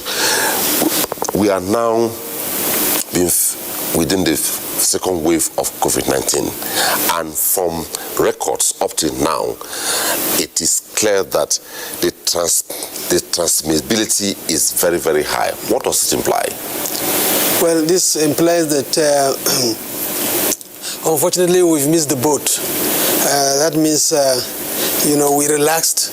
We did not follow all those non-pharmaceutical protocols and recommendations of the NCDC and the PTF, and many Nigerians started doubting if at all COVID is real. Unfortunately, this is exactly what we did with HIV/AIDS, and we are now doing it with this same disease. And this means that we might have to pay dearly, for this laxity. The impact could be much more severe than we're anticipating. And, this is not only the experience of Nigeria, but many other countries, particularly African countries, that started thinking that COVID will not affect Africa, that we are immune to such viruses, and so on and so forth. That's the same way we did when we had HIV/AIDS outbreak at the early 80s or mid-80s, when Africans are saying that African skin is too thick, we can't catch AIDS. We ended up being, virtually the continent with the largest volume of people living with HIV/AIDS. So, lastly is the way the virus is behaving. It shows that it's very unstable. It's behaving like other respiratory flu viruses that change their colors, they change their skin, they change their coat very frequently. So if you have a flu virus that has caused an epidemic or pandemic this year, by next or second year, it might not be the same virus again. It keeps changing and changing. So we hope we don't end up with that type of virus. But unfortunately, we're already seeing evidence that this virus has the potential to change. Okay, besides transmissibility, when you say we're not complying with, do you imply national response, state response, local response? Because the advocacy has been with one catchword: take responsibility. Yeah. What is the implication of this? The implication of this is that, especially now, it's now beyond federal, beyond state, beyond. This is now the duty of everybody. Everybody must take responsibility, because the virus will not spare anyone. So if you don't take that responsibility, it's a big problem. First, federal. Federal must provide the wherewithal to empower, the states and others to do what they have to do. I think that is going on not as bad as this, but fairly well. A lot of activities in terms of supporting the public, the states, with so many things, including palliatives, drugs, treatment centers. Some states are doing very well. And you can see, especially Lagos, Kaduna, FCT. FCT is doing excellently well, and, many others. So, but unfortunately, some are complacent. They are not doing what they're supposed to do. Their chief executives don't even believe in this. They are in denials, and that is dangerous for Nigeria. This must change. Then it comes to, community and whatever. So the information has not really reached them. The risk communication is not strong enough. So down inside the community, and all these people still are doubting that there's no, until unfortunately they start seeing more cases and more deaths before they wake up. It might be too late then. Okay, let's go to Dr. Abubakar. Dr. Abubakar, from what Professor Nasidi is saying, I remember on Tuesday Live weeks back, we are done stemming second wave of COVID-19, and I remember vividly the National Coordinator of Presidential Task Force of COVID-19, Dr. Aliyu, said, if we slide into a second wave, then it will not be the strategy put in place for national response, it would likely be that we Nigerians are responsible, the states may not be up to speed, and the local government may not be up to speed. How do you address this? Yeah, so essentially, about this outbreak is everybody has a responsibility to play. It has always been our slogan that people should take responsibility. This is very important for me probably at this point to talk about how we can get infected with the COVID virus. The COVID virus is transmitted through a droplet infection, meaning that when people cough, when they talk loudly, when they sneeze, they are able to, expel these droplets. And when a susceptible person is close by, he can get this infection.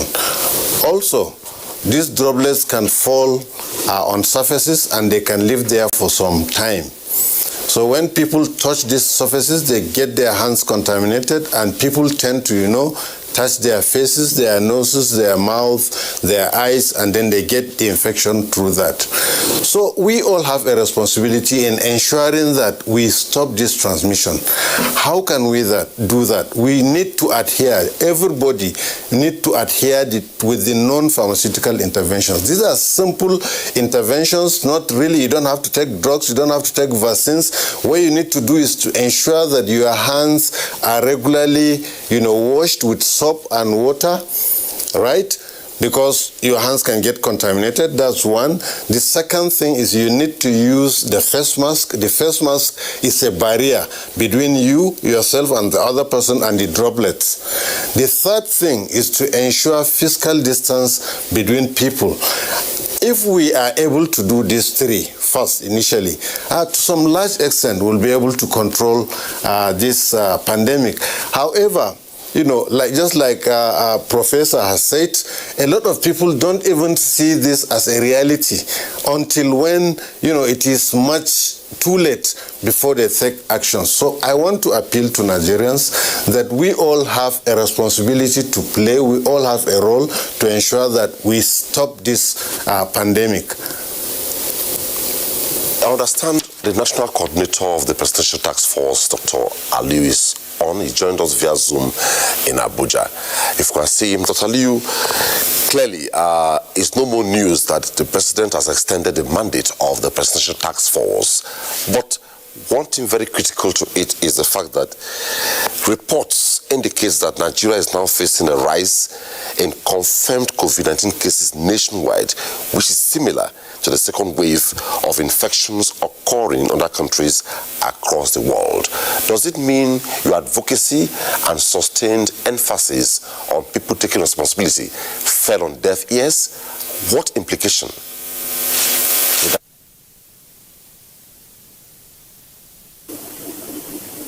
Thank you, Omini. Can you hear me clearly?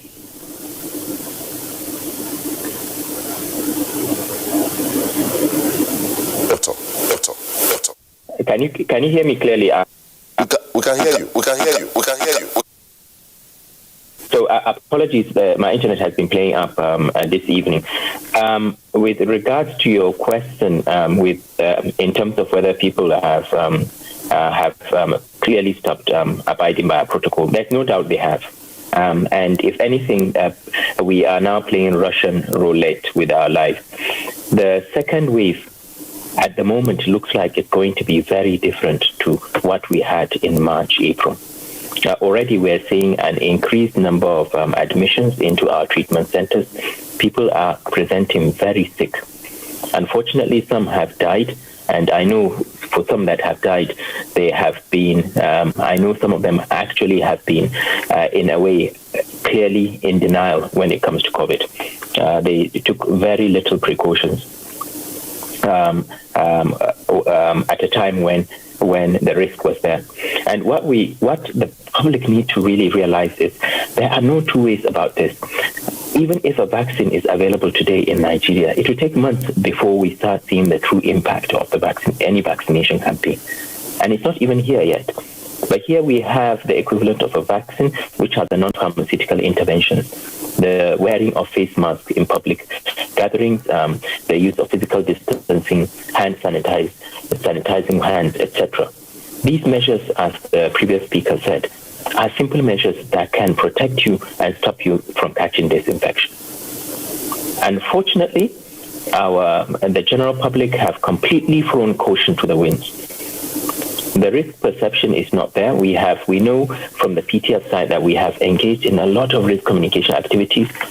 We have engaged thousands, hundreds of thousands, in fact, about 800,000 volunteers were put out in the field to reach communities and spread the message. COVID-19 is real. To deny it will be to play a game of Russian roulette, really. And this thing is spreading. And it's spreading not just in Kaduna and Lagos and Abuja, which are the epicenters. It's actually spreading across the country. And it's mostly driven by the mass events that have been happening all over the country in the last few weeks, possibly related to festivities, etc. Today at the PTF, we had an end of year review with Mr. President. We will be implementing the measures that we have been directed to do. But more importantly, we will be working very closely with the state governments to enforce non-pharmaceutical interventions. This time around, it's going to be very different because the public need to realize that it's really a binary decision. It's either we apply these non-pharmaceutical interventions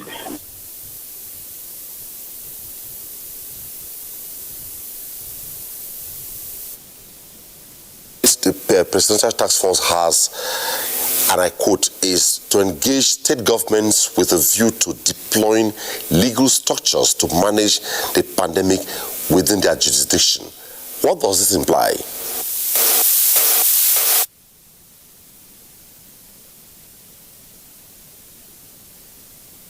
That we are completely changing our strategy. Our strategy has always been top-down from the national side, but over the last 9 months, we've learned from some of the interventions. And I can tell you, Omini, that this time around, we know what to do clearly. Earlier on, we were applying interventions and trying to see what would have an impact. But we know clearly what we need to do to bring this epidemic down.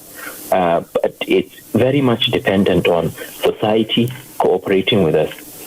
We cannot go into people's homes and change their behavior. Neither can the police be everywhere. But when it comes to state governments have apparatus.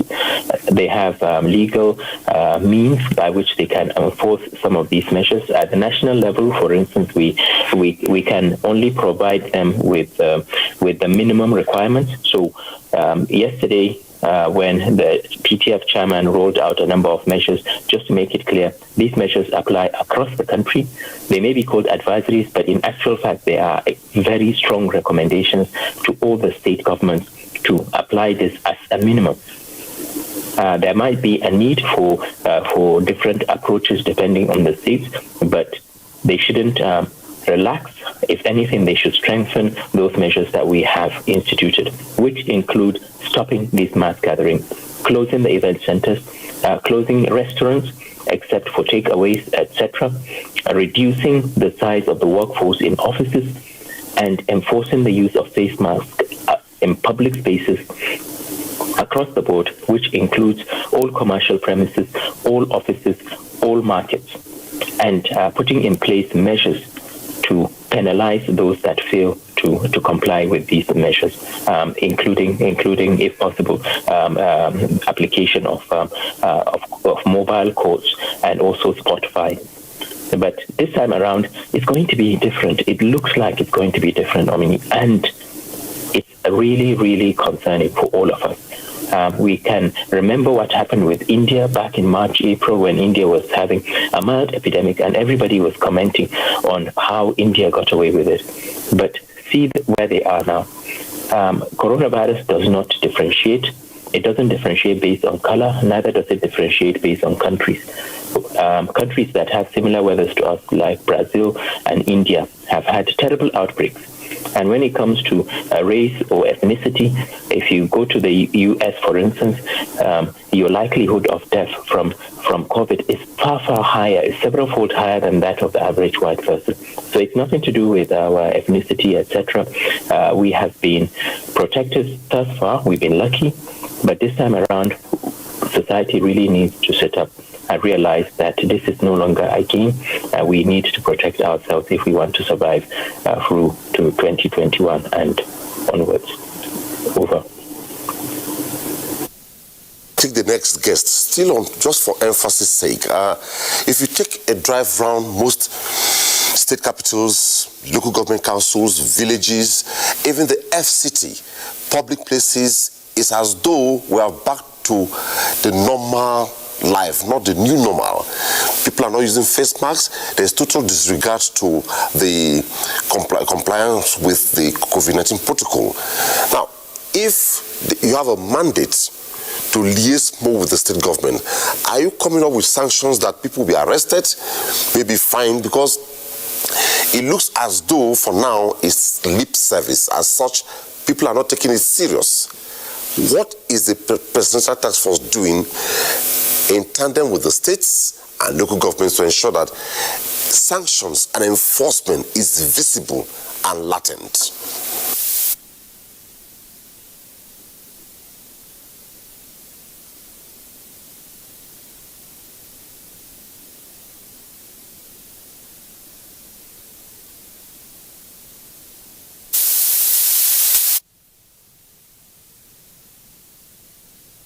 Most of what you said, apart from I think you mentioned something along the lines of a mandate, but I've missed most of the question you're putting forward.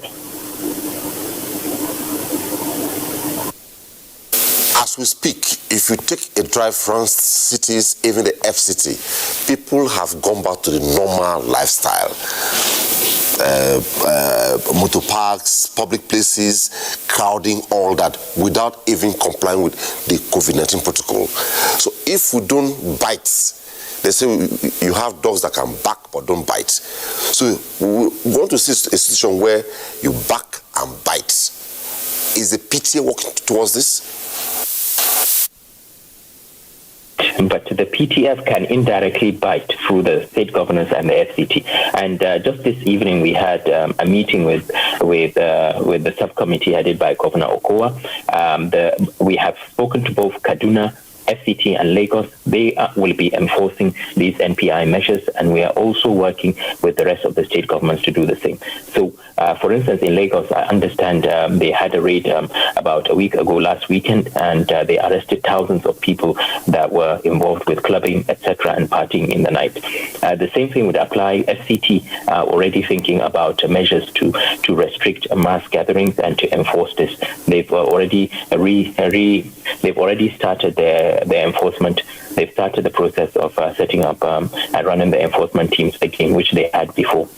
So all this is taking place, but the key message out to the public is this is collective responsibility.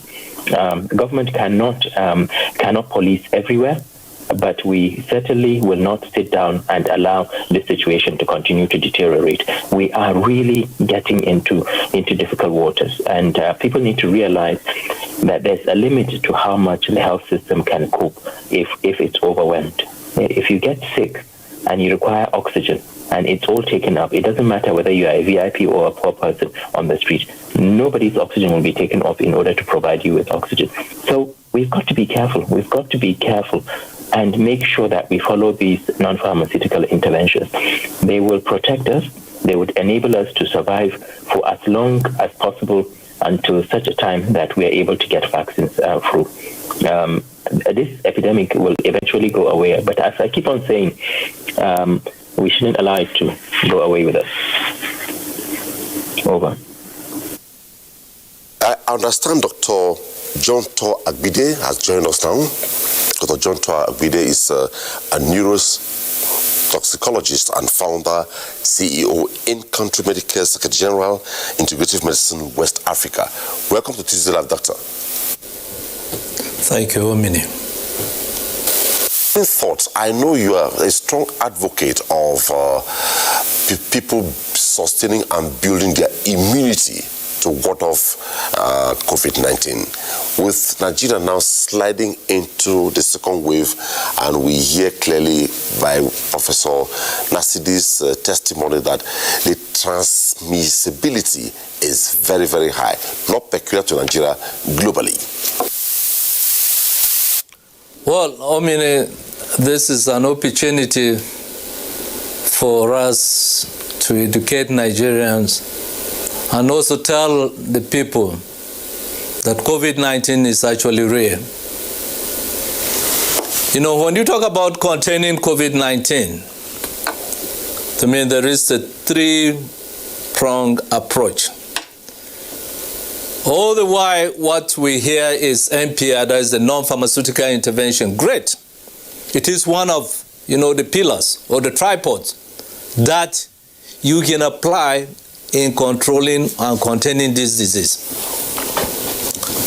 The Presidential Task Force has done an excellent job, and likewise media houses like NTA, like what we're doing, to educate the people and to tell them how to apply this non-pharmaceutical intervention, sanitizing of hands, social and physical distances, and then putting on, face masks.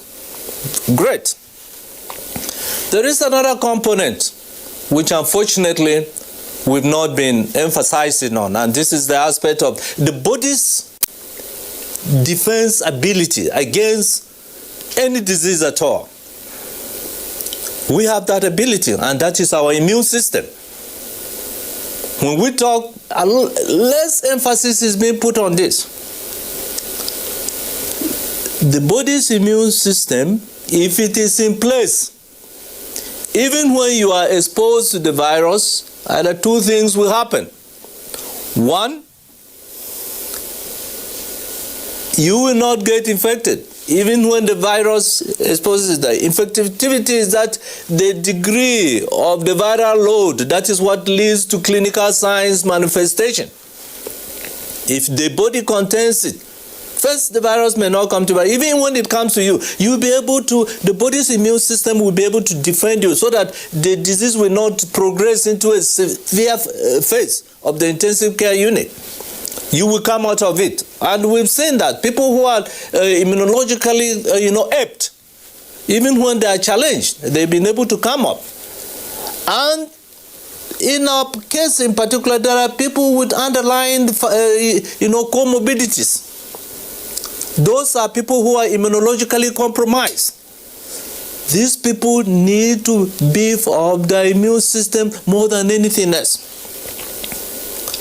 At this point, I would like to call on the Presidential Task Force and the federal government in particular. There should be a national policy on nutritional supplementation. We've done this in the past, and I will be very specific. Vitamin D has been known to be one of the most essential vitamins. Actually, vitamin D is not a vitamin. It is actually a hormone that plays a key role in both the innate aspect of the immune system and then the adaptive aspect of the immune system. The immune system has two arms. You have the innate arm and then you have the adaptive arm. All these arms, they require vitamin D. I will not go into details of innate arm of the immunity and adaptive arm of the immunity. So there should be a national food supplementation, nutritional supplementation policy on things like vitamin D. Studies have shown that people who are deficient in vitamin D, they come down with COVID-19 faster and even progress to a more severe form. That is the second arm. Then another one is vitamin C. These things should be made available. You have things like zinc. All these things should be made available so that they can help us build our own immune system. Then we talk about, vaccines. Vaccines, we all know, is far-fetched. Although we've been told that we're going to have vaccines here maybe next year or something, we're going to wait and see. It is not easy. Even when the vaccine, you are vaccinated, the body's ability to respond to the vaccine to elicit immunity depends on your nutritional status. If you are nutritionally compromised, that vaccines will not even work as well as it should have done. Then, the third aspect or challenge that we have in this COVID-19 is what Professor Nasidi had earlier mentioned, the issue of, mutation. Even when you have vaccines, but if the virus strain has mutated to a different strain, it will be difficult for you to be protected. This is one of the problems that we've been having with the common flu. Every year they will say, oh, they're vaccinating this. They have to try to track down the mutations so that they will come up with the appropriate vaccines. So let's use this three-pronged approach. Let's not just look at non-pharmaceutical intervention. Non-pharmaceutical intervention, no doubt, will slow the rate of the spread of the disease. But the ultimate goal is what we're looking for. That's the immunity that will be elicited, from the body.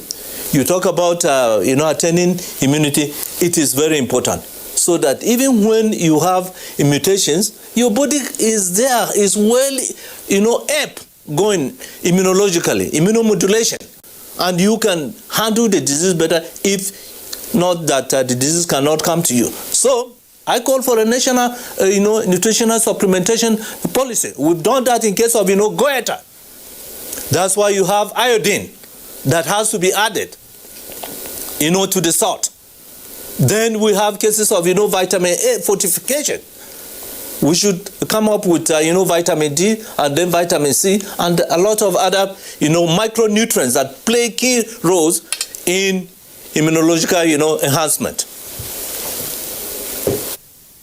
So, John Tawabide, now I would love to go to Dr. Jafia, but before then, Dr. John Twa has raised very thorny issues hinged on immunology, that is immune, and he is advocating a national policy on nutritional supplementation with emphasis on vitamin D. And he said this worked regarding goiter. Now this is COVID-19. Is this workable? Well, anything that will assist to boost person's immunity is very crucial. And absolutely agree with him. Whatever intervention you have, if you intervene in a hungry person, you know that most of your interventions might not work, except he's nourished. So I absolutely agree, and all those supplements he talked are very useful in boosting your immune defense mechanisms. And at the same time, we have to prioritize our approach. The stage we are now is we're in crisis. Not Nigeria, but the whole world is in crisis. And so the measures we need to take has to be the measures that will address that crisis and mitigate the impact of what is happening. If you remember in Europe, and some other countries, even some states in the US, when the second wave was coming, it's at its imminent period when it's just starting, the government was contemplating imposing a lockdown in some of those states and countries, and the people protested. They came out. They said they don't want, lockdown. They don't need all those pharmaceutical this and so on and so forth. But when they now saw that the virus was getting out of hand, and number of cases were increasing exponentially, number of deaths was doubling. If you remember, Dr. Fauci in the US predicted that by December, this was in about September or August, September, he said by December there could be up to 300 deaths in the US. And the president was looking at him, and people say, oh, this is, very unfair for him to say that and so on and so forth. But as of today, we are about 320,000 deaths in the US. So when the virus now escapes and started, becoming too devastating on the public will cave in and start going. So the national policy on nutrition is very useful, but the key now is how do we do the next 3 most important things? Be ahead of this virus. Make sure that we can, stop or reduce its transmissibility and get our Nigerian people protected. That is number 1. Number 2, have enough mechanisms to mitigate its impact. That is, to limit the number of people this virus can kill. And, that means we have to strengthen and fortify our treatment centers and do everything possible to reduce severity of the virus, of the disease. Then the last one is the real active immunity stimulation. So what you said are usually, active, passive immunity through nutritional approach, but the most straightforward one is the vaccines. So now, at the beginning of the pandemic, there was no vaccine. As I'm talking to you now, there are several candidate vaccines. The vaccines are in place. So our, response strategy to really, mitigate the impact of this second wave in particular, because second wave could be more vicious from the way we are seeing things than the first wave. So we have tools now to fight it, luckily. And those tools, I've mentioned the first 2. Then the third one and most important one now is the vaccine. So we must start doing everything possible to acquire the vaccine. But as I'm talking to you now, even though we have several manufacturers already, pushing their vaccines out, some are already, endorsed or approved by the FDA, by the country's FDAs. But we also might not be able to have our hands on those vaccines, except, as Dr. Sani Aliu said, we really, re-strategize on many fronts. On our risk communication, our strategy to acquire the vaccine, our strategy to actually apply the vaccine and make sure that most of those who are at risk, get it. For instance, now I'll give you an example. In the U.S., the president signed what is called a executive order. So no vaccine leaves the U.S. until all Americans get it, and it's right. So, that puts us at risk in Africa or in the poor countries, middle and low-income countries. If you don't manufacture your vaccine, the third most important tool you need to fight this disease will not be available to you easily, even though we are talking we shall get through other means, COVAX, etc. So these are the 3 things that I think we should concentrate on now. We are in crisis. We must not wait. If the fire has caught, the house has caught fire, you don't wait for any other suggestions. If you don't have water, you are in trouble. Okay, we made efforts to have the Nigerian who played a major role regarding the Pfizer vaccine. Well, we're still making effort. We may offer some line of thoughts tonight.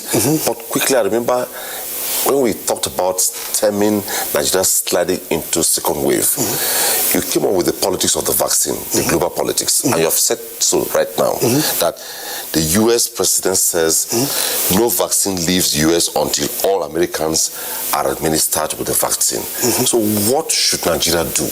Where Nigeria and indeed Africa is depending on other nationals, other countries to have the vaccine. We have research institutes in the country. What should Nigeria do? Maybe to tinker towards having the vaccine manufactured locally. I think, just on a nutshell, Nigeria is doing a lot. And I'm happy to, list some of the things we are doing. First and foremost, today, the Honorable Minister of Health had a meeting with the Russian parties, to discuss the possibility of Nigeria acquiring the Russian, a double vector vaccine, which is most likely will be one of the good vaccines that will be good for Africa. Also like AstraZeneca vaccine. The Pfizer vaccine and the Moderna vaccine, they are among the best, but unfortunately the logistics to apply them might be too high for Africa for now. So we are doing something. But that's the worry now. Yeah. We have the HEPs. Nigeria has everything it takes. Why is it that we cannot, with all the scientists we have, the medical experts we have, when we go out, the national coordinator of COVID-19, for instance, Dr. Sani Aliu, was brought in from somewhere to head this. Why can't we, as a country, manufacture our own? Must we depend on other places to manufacture vaccines? Well, that is exactly what, now if you allow me, I will have said, go ahead, sir. Well, why didn't we do it? I was involved in vaccine manufacturing. I was the head of the vaccine manufacturing laboratory for about 6 years. And when I came, there was virtually, no serious manufacturing. Like, for instance, yellow fever vaccine that was manufactured there, they were producing just about 120,000 per annum. Within just 9 months, I increased it, and we were producing between 1 to 2 million doses. And you can't believe it, when we had one of the largest yellow fever outbreaks in Nigeria, or even in the world, that affected Benue and Ogbomosho in Western Nigeria in 1986-87, the first vaccines that were deployed to fight that outbreak was the vaccine we manufactured at Yaba. And luckily, we had an opportunity to test that vaccine against the one manufactured by Institut Pasteur. We had better protection level than theirs that even came. We had about 98.7, while theirs was about 97.5 or something. And this was carried out together with CDC Fort Collins. So we had efforts to manufacture vaccine ongoing. Along the way, Nigerian way, everything scattered. But as I'm talking to you, there's already clear, new initiative to manufacture, to empower Nigeria to be self-sufficient in vaccine manufacturing. Nigerian government, with me and Baker, established, a public-private partnership system or establishment that will manufacture vaccines called bio vaccines. And that bio vaccines is already empowered by the federal government to go into partnership with other manufacturers. And we are talking about transfer of technology with the Russians, with AstraZeneca and others, and see which vaccines can we get. Then lastly, you can't believe we have very powerful research institutes now in Nigeria that are already, experimenting with our own indigenous vaccine products. For instance, there's one Professor Happy at Ede in the Redeemers University. That laboratory is international standard. They characterize the COVID virus that came in here within 2-3 weeks, and inform the world the type of strain we have. So there's a candidate vaccine that will soon go into trial. So you can see that the 3 ways Nigeria is already doing something, but it's unfortunate. To answer that your question, I will say it's the usual Nigerian system where, you start very well and everything goes down. Look at our Nigerian railway. It was so good, one of the best in the world, better than Indian one. Then we went down, it's completely grounded, and then we are now starting again. So maybe this is the same thing with our vaccine efforts. So not only vaccine, but even biologicals. For instance, Ebola in West Africa, when it came, we couldn't do anything because we didn't have vaccine, we didn't have even the biologicals to fight it. So some of us actually went into the lab and we developed, a new, serum for protection, from this disease. And this have been tested preclinically, have passed all the clinical phases. We have presented it to the Nigerian government and no response. So, but now I think their eyes are opening that other countries are using it. The monoclonal and polyspecific antibodies that we can use to actually reverse the clinical trend of Ebola and mitigate and make it to kill less people. For instance, if the case fatality rate is up to 80%, with this serum you can reduce it to less than 10%. And we have that technology. We have published it. I'm part of the team that developed it. So other countries like India also, they will have, been putting money there and so on and so forth. But the good news is that we're already talking with the Ministry of Trade, Ministry of, Health, Ministry of, Foreign Affairs to see how this can all be brought to life. Okay. Thank you so much. Before we lose touch with the focus tonight, now, back to Dr. Safia Abubakar of NCDC. Dr. Safia, part of the problem here is, by the records, 10 to 11 months into the pandemic in Nigeria, the NCDC is yet to test up to 1 million of the population of more than 200 million. Are we not in a more precarious case than we think, now that Nigeria has slided into the second wave? Thank you for that question. I'll really start by saying that at the beginning of this pandemic, we had fairly just 1, 2, 3 labs. But at the moment, we have labs in all the 36 plus 1 state in Nigeria. Some of the states have 2, 3, 4 labs. The other thing I want to mention is that we have the capacity to test about 15,000 samples on daily basis. However, what we tend to see is we're testing much less than 15,000 a day. We're testing probably in 4,000, 5,000 a day. So we are actually encouraging the states to really find these cases and send them to the laboratory for testing.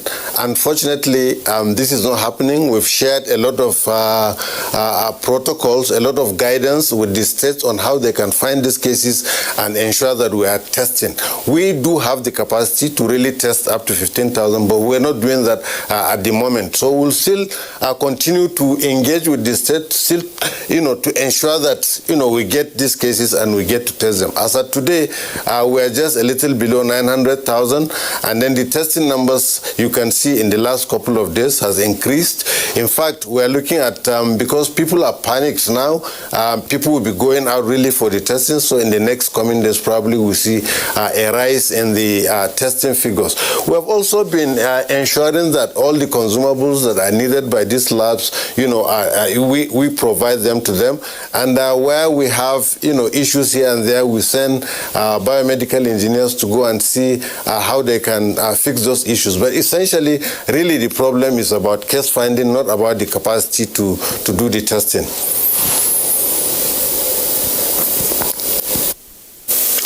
What do you make of testing without results? I remember when we did the last episode of stemming slide into second wave of COVID-19, I made a case here where institutions, including NTA, NCDC did test, and months after, we are yet to get results. What do you make of testing without results? Does it make any difference? Yeah, so initially there were that challenges. We had those challenges at the beginning. It takes 4 or 5 days before results are gotten. But I can assure you now that the systems have been automated. Immediately you conduct you get your samples tested. You get the results within 48 hours at the maximum. And they usually send text messages, like I said, through the automation. But also what we also see recently is that a lot of the other labs in the other states are relaxing because of the festivities, so they overburden the laboratory that we have here in the at the center, such that it causes a little delays sometimes in ensuring that these tests are carried out to the letter. But also, just quickly to mention, we usually engage with the states, and we have identified, we've asked the state to identify what are their needs for the festivities, what kind of consumables do they need, so that, this testing will continue at their own end. They don't have to burden the National Reference Laboratory. So I'm sure now these timelines have tremendously improved. What you are talking about probably could be like 3-4 months ago, and not really now. Thank you. Let's go to the National Coordinator. Dr. Aliyu, I'm being very copious tonight because this thing is so worrisome. It affects everybody as we speak, and we need to, like we say, take responsibility. Let me be very copious here. Close all restaurants except those providing services to hotels, residents. Those involved in takeaways, home deliveries, and drive-ins shall remain closed. PTF advises state governments to henceforth close all bars, nightclubs, event centers, and recreational venues to curb community transmission. Also, restrict all informal and formal festivity events, including weddings, conferences, congresses, etc. Does this mean we are heading towards another lockdown? Thank you, Omini. No, we are not in a lockdown yet, because if we are in a lockdown, nobody goes out. People stay at home. But we are looking at alternatives to a lockdown.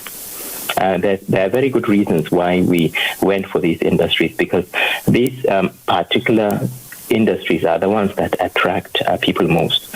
Some of them, right from the beginning, we never really relaxed. If you remember, when we had the lockdown, we went into several phases.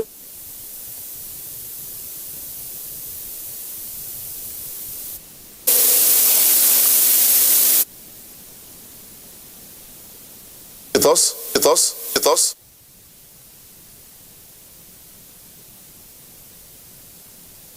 Back to Dr. Aliyu. Let me go back to Dr. John Tor. Dr. John Tor, now you came up with an advocacy that you advocated a national policy on nutritional supplementation with emphasis on vitamin D, and Professor Nasidi alluded to that and gave some explanation.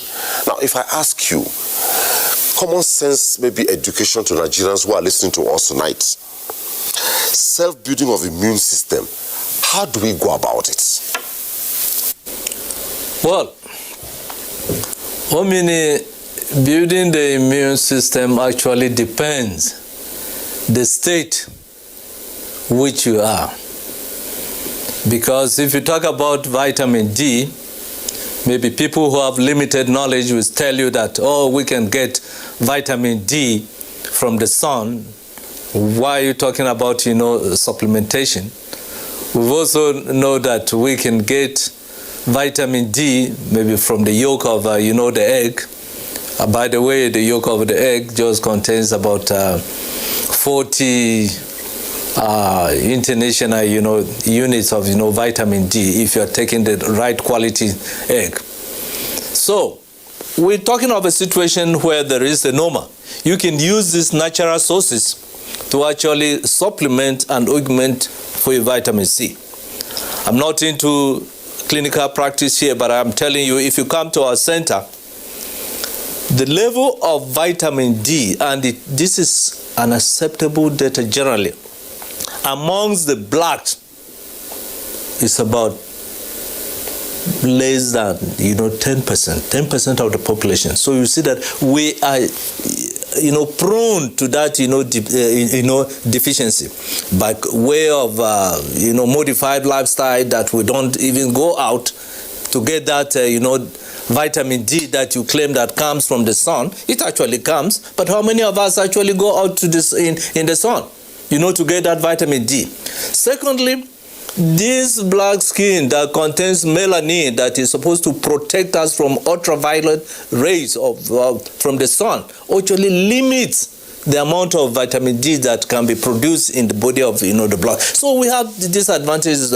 So I'm saying that yes, there are natural ways of doing it, but in crisis situation like this, there is an overwhelming demand on the body.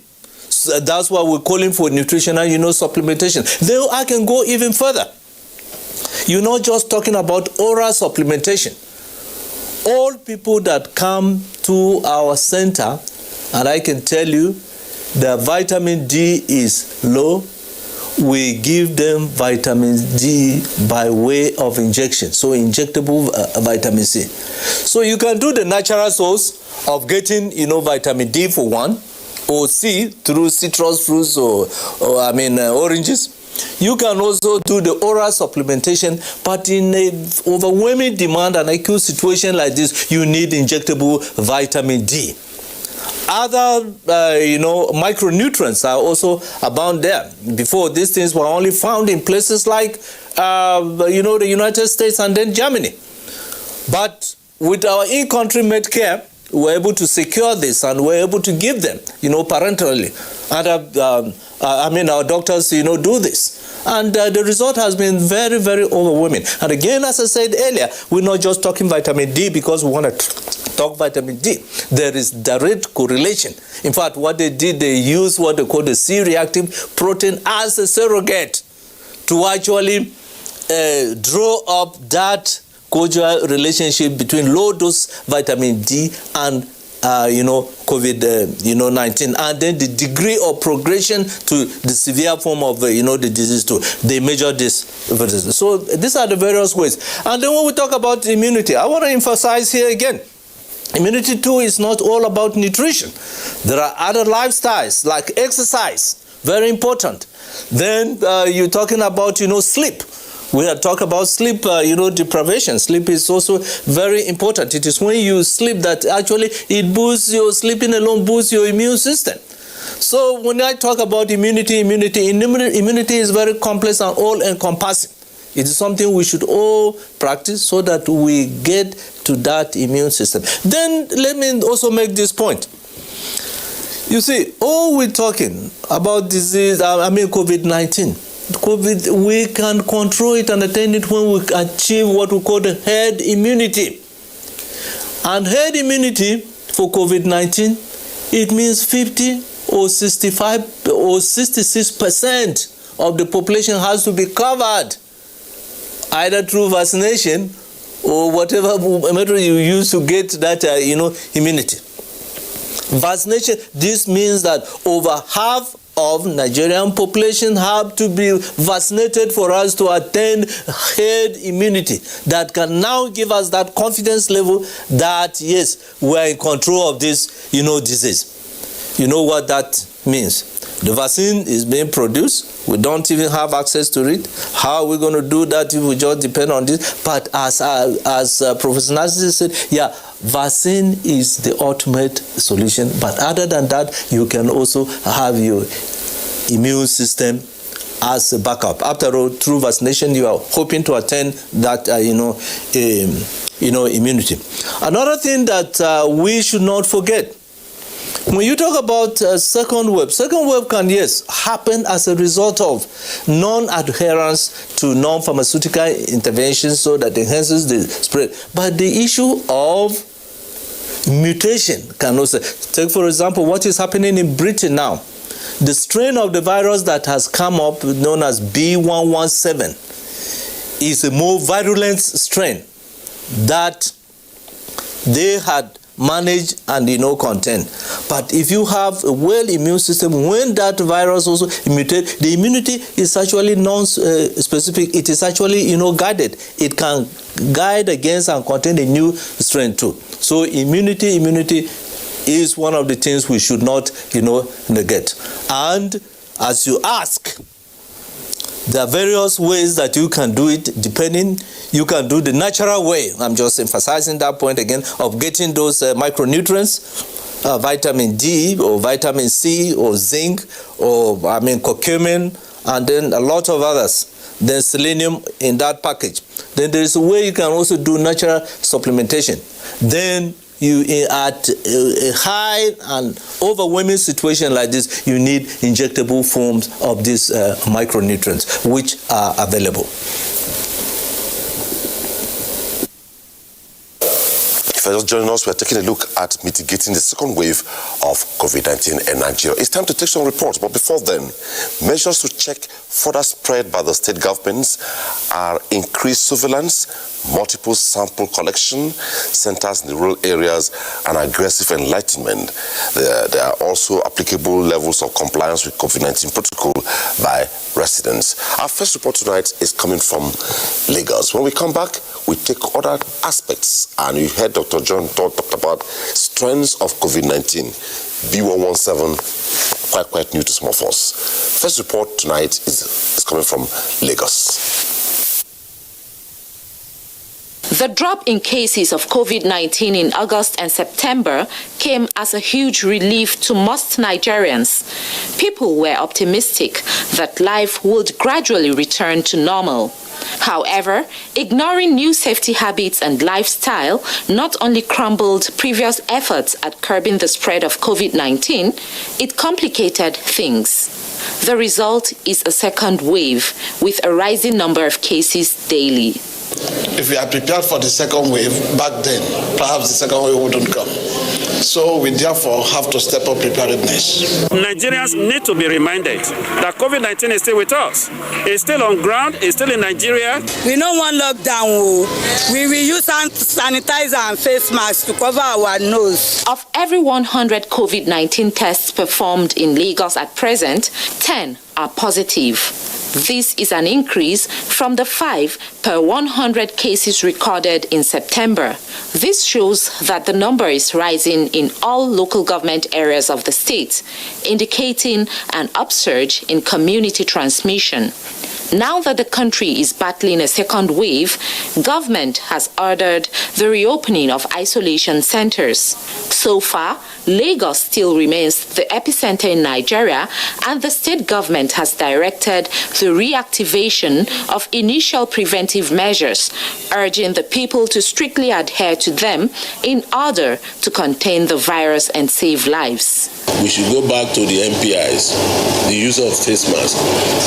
People who use it sometimes oftentimes put it on the chin rather than putting it to cover the face and the mouth. The state government is also ramping up testing, surpassing 3,000 tests a day. So far, Lagos has carried out more than 200,000 tests with over 26,000 positive cases recorded. The state alone accounts for 25% of the total number of tests nationwide. With regard to understanding of the disease symptomatology, we are better informed. Diagnostic capacity, we are better capable.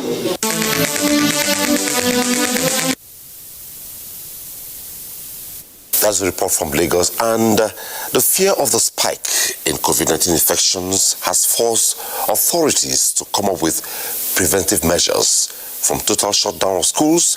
Now the state governments have asked civil servants, even at the federal level, below level 14, to work from home. Our next report, still sustaining the conversation, is from Lafia, Nasarawa State.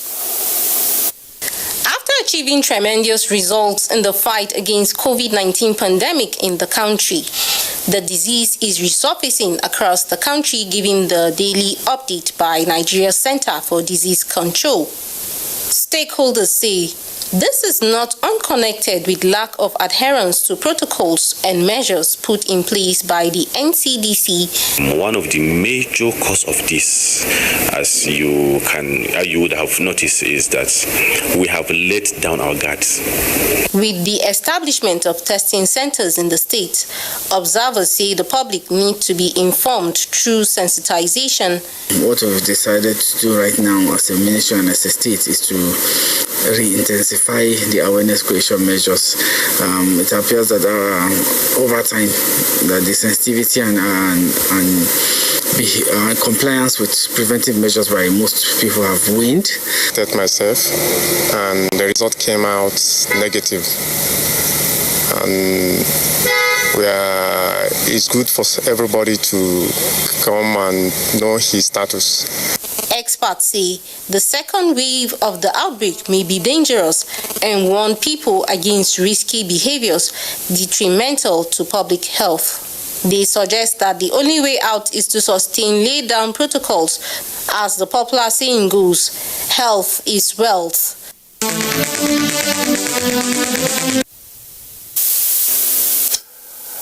With the reports there, when we return, we take other perspectives to mitigating the second wave of COVID-19 in Nigeria. Before then, let's take a break. Stay with us.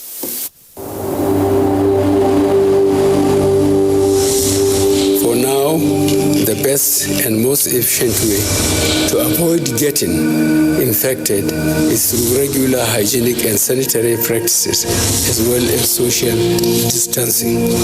As individuals, we remain the greatest weapon to fight this pandemic. By washing our hands regularly with clean water and soap, disinfecting frequently used surfaces and areas, coughing into a tissue or elbow, and strictly adhering to infection prevention control measures in health facilities, we can contain this virus.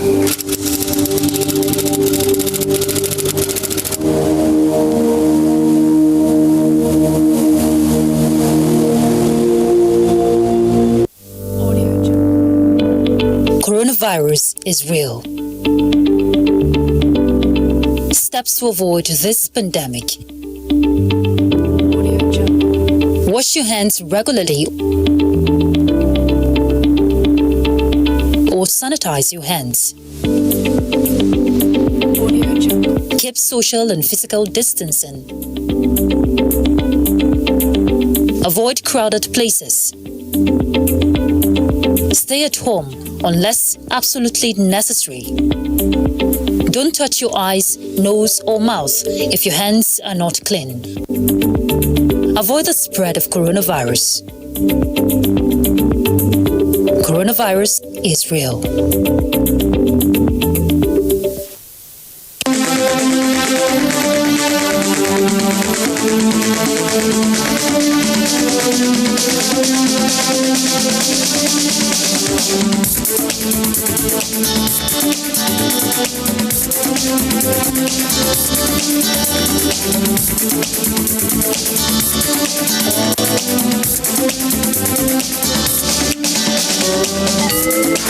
NTA Tuesday Live, a network issue-oriented innovation talk show. Thanks for staying tuned, and our focus tonight is mitigating second wave of COVID-19. While the reports were on, a couple of tweets have churned in, and I'll take the first tweet to Dr. Sani Aliyu, National Coordinator of the Presidential Task Force on COVID-19. We lost signals with him, but I believe the signals are up now. Dr. Aliyu, the tweet from David Uma says, it should be noted that the distribution of the vaccines across the world will be slow. Thus, Nigeria should look inwards and prescribe policies or solutions that are peculiar to our situations for mitigating the second wave of COVID-19. And as a rider, if we play with the second wave, what are the likely consequences? I'll start with the second point. If we play with the second wave, it's not going to be good for the country. We can't even consider that, because we're talking about people's lives. The government will never sit down and allow this sort of situation to continue. At the moment, we are pleading with the public. We are trying to get your support, your cooperation, to get people to understand that this is a collective responsibility.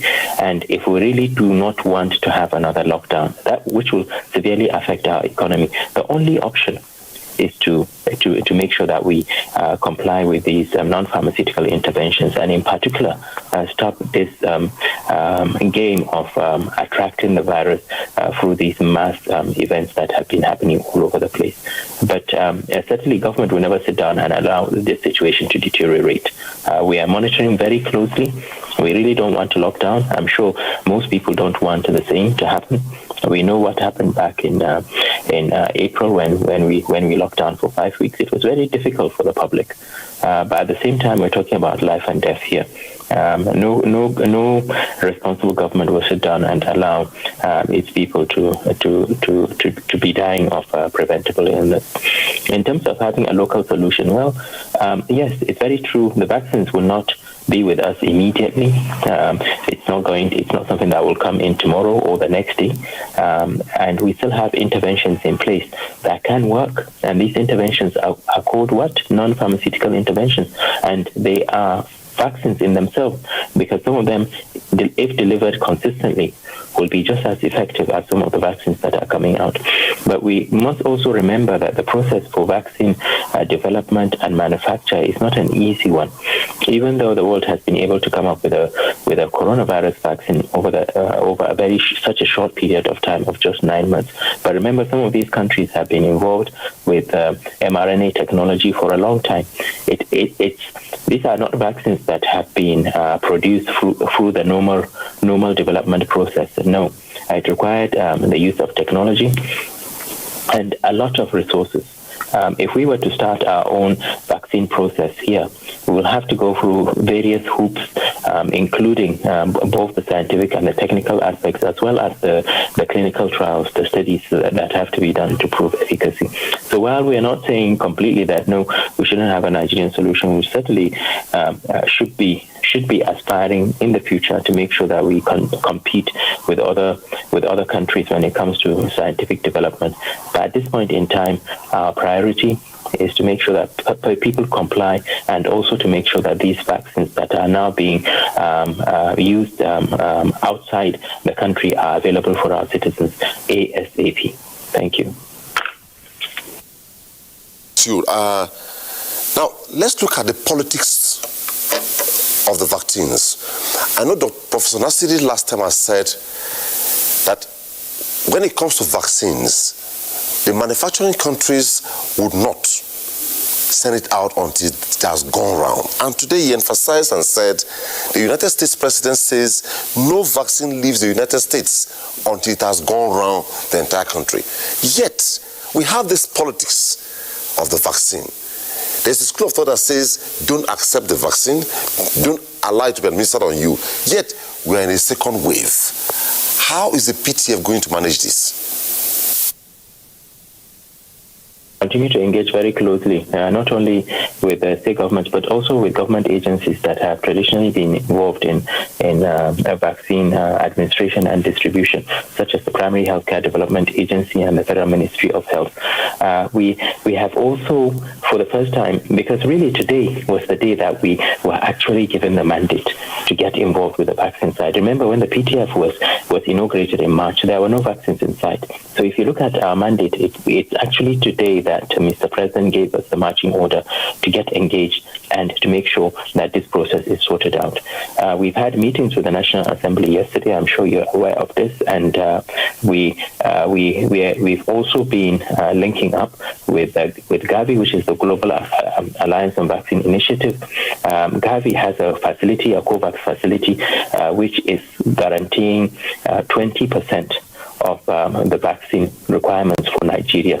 But this will be given free by Gavi. However, we will need to sort out the funding for both the operational side and as well as the administration.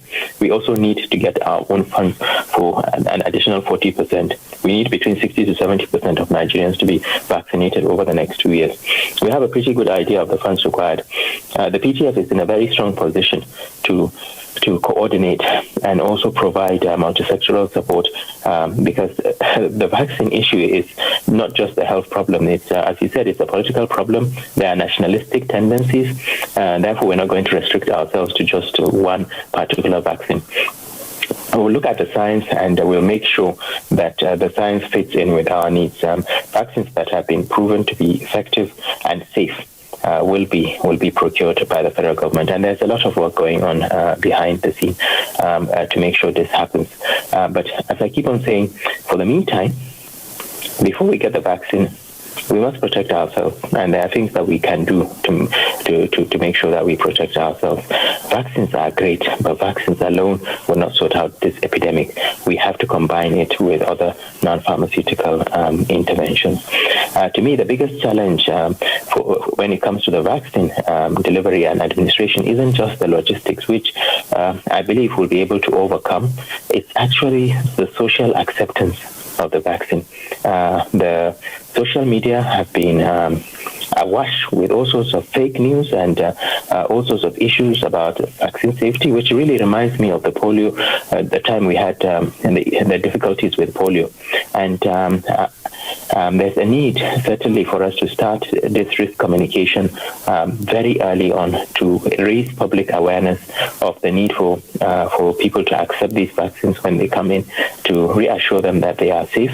And as you can see, it's a general problem. It's not just in Nigeria. It's across the country. There's a lot of doubts as to whether these vaccines are safe.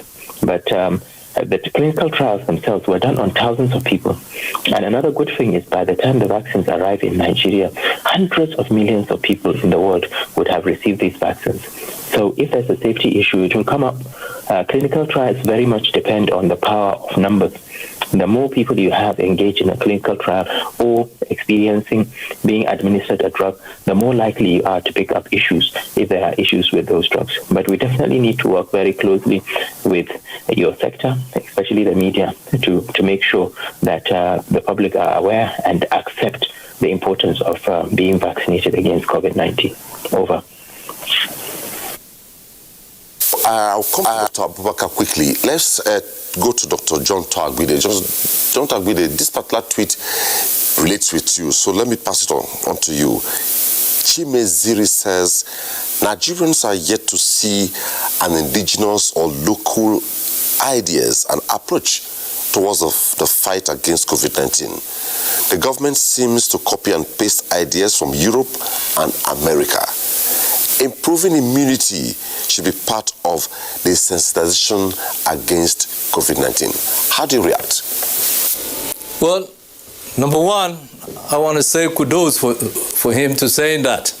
This has been, the message, and we talk about, immunity.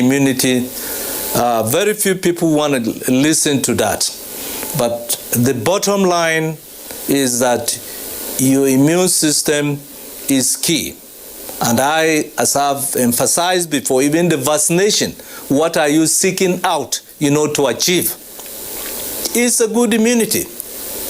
So, while we're waiting for the vaccine to come, and by the way, the business of vaccine production or drug production is no child's play. Let's not deceive ourselves. Nigeria it will take a lot for us to, mobilize our human and capital resources, the infrastructure, for us to get it on the right, direction of producing, vaccines.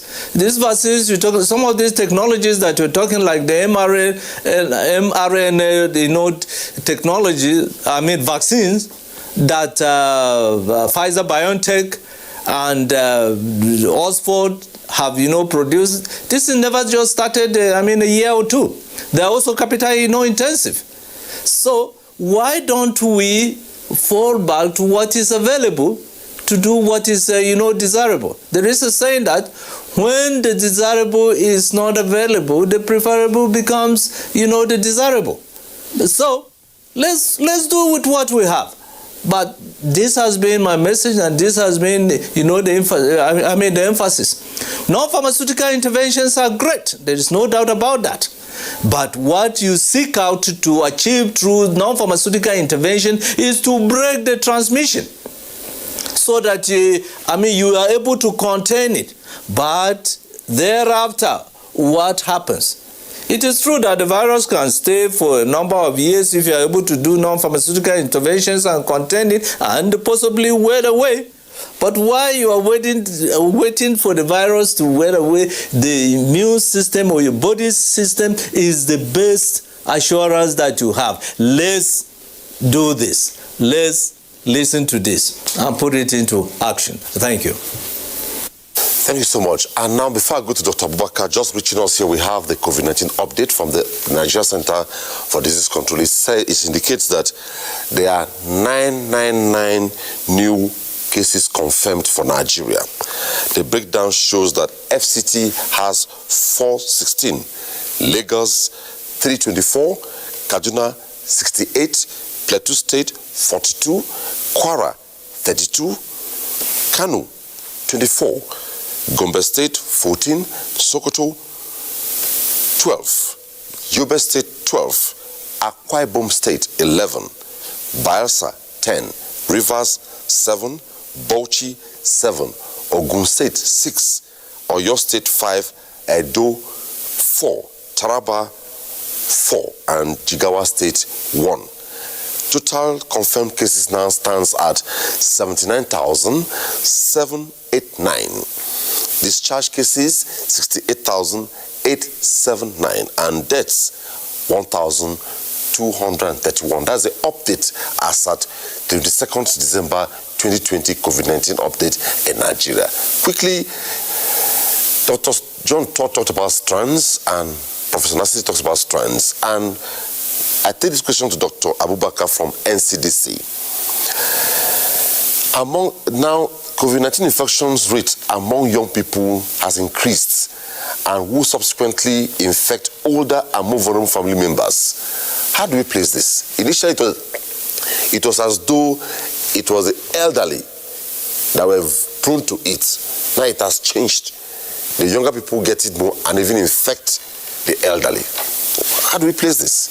Yeah, so thank you very much. Even from the beginning, all age groups are really affected by COVID-19. What we have seen recently is that more of the infections, we tend to see them between the ages of 21 years to 30 years old. The percentage has, increased slightly. And this could there could be a lot of things that could, be attributed to that. Initially, they are not that, it doesn't show on them because their immunity is strong. They don't tend to show the signs of the disease in those, ages. So probably they were not taking any precaution. They feel that it's only the elderly that are more vulnerable, and it is only the elderly that have the severe outcome. So, but what we are seeing now is that even the younger ages, 20 to 30, do get the infection, and then the infection rate in this category has also increased.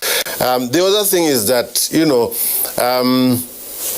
ages 21 to 30 years are mostly the ones that are probably going to schools. We have seen that schools have been, opened recently. The NYC camps have also been opened. So probably, we can attribute it to those close settings. Now, having said that, it is. Let me just quickly also mention that this population that we are talking about are the ones that when they get back to their respective houses, they can infect the elderly, and where we have severe outcomes. So the message is to everybody, especially to the young population that goes out, please ensure that you adhere to the non-pharmaceutical interventions. We will not get tired of talking about the non-pharmaceutical interventions because they seem to be what we have in hand now that can help us to stem the tide of this pandemic. The second thing I'm going to talk about also is to appeal to our employers of labor, is to appeal to people that have business premises to ensure that they enforce some of these NPIs in their premises. If people are going into your premises, ensure you take their temperature. If people present with fever, they should not be allowed into such premises. The second thing is people should wear face masks before they go into your premises. And of course, please ensure you have hand washing facilities within your premises. Also, at this point in time, I want to appeal to our people. I want to appeal to everybody. We have to make do with a little, inconveniences. If you don't have to travel, you don't have to travel. Please, these times, stay at home with your loved ones, and as much as possible, avoid, going into, large gatherings, because large gatherings, just like we've had, they are the events that are called super spreader events. Within our population, even, COVID, in 80% of, people, they are asymptomatic. You don't really see the signs. So you don't even know who carries, the COVID virus. So it is very important, we avoid mass gatherings. We ensure that we adhere to the NPIs. That is what I have to say. Thank you. Let's go to Professor Nasidi. Professor Nasidi, as it is, if you go to some environment, some climes, let's be emphatic about Nigeria. Somebody takes ill, and when they say go to the hospital, they say, no, if you go to the hospital, they say it's COVID-19. Regarding testing, what advocacy can you make, or what ideas can you churn out so that we take a new dimension towards testing? People are not willing to come out to test. And you heard from one of the reports from the states, the guy talked about people should come out and test. The issue of stigma, we know the testimony regarding HIV/AIDS. We also know very well that if people don't come out to test, the figures, we won't get data for government to know what exactly to do. We're already in the second wave. So what will you offer in this direction? Well, thank you. The most important is how do you get somebody to understand that it's in danger? It's like you are in the jungle, you are alone, you are surrounded by snakes, by lions and this, and if you don't see them, you don't know you are in danger. So that is the tragedy of our story here. We are in danger, and yet when you don't know. For instance, somebody said, you should know your status, go and test and all this. This is not the case with COVID-19. The key is how to really, get the communities to accept that they are in danger. Risk communication. So it's beyond the labs, it's beyond the PTF, the state systems to do it, but what is key now is we mobilize those communication institutions like NOAA, like the media, all things that can tell the people that we are in danger, not as me or you or me, but as a community. So who are the best people that can help us do this? The traditional rulers, the traditional healers. We don't ignore them because the people are close to them, and of course the religious leaders. These are the people that most of the community doesn't come in contact with daily than any health official. What is very crucial also is to know, we are having so many deaths now. If you go to many communities, they will tell you we're having increased number of deaths. Even in the FCT, in the rural areas, your relations, we are hearing, so many people are there, and what's happening? Maybe some of those deaths are actually due to COVID, and we don't know because we are not testing. And so there's a problem of communication, there's a problem of outreach, and there's a problem of capacity. Do we have enough reagents to actually do the test and then communicate? So at the beginning of this program, you mentioned, why is it that up to now Nigeria has not tested up to 1 million? Sure. So we have to accept failure. We have some failures along the line that even countries that are smaller than us and all this have gone beyond 2-3 million. South Africa is now hitting 7 million tests and so on and so forth. So, there is something missing that we need to, do to get increase testing of samples. It's not just testing of those traveling or testing of those that are just sick, but when we started, this fire, we started very well. Any case that we saw, we did active case search, contact tracing, and so on and so forth. So we go into the communities, we get all those who are in contact with this person, and then we do the testing. We are losing that. So it's not that people don't want to come to test. Everybody who hears somebody has COVID around him wants to be tested. I can assure you that. Everybody who hears that somebody either with COVID or is sick in the hospital with COVID wants to get tested. The other groups that want to be tested, surely 100% are the healthcare workers, the security people, that are coming in contact with any person, the police, the army, they need to be tested.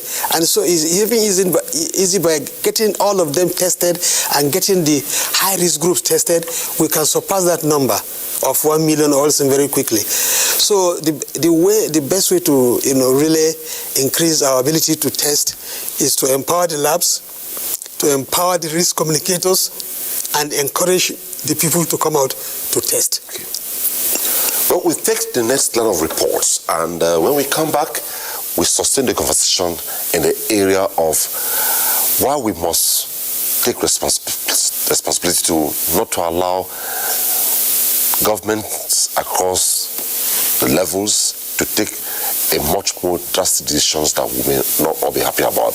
It's about you, it's about me, it's about all of us to take responsibility to ensure that COVID-19 is really not a husk.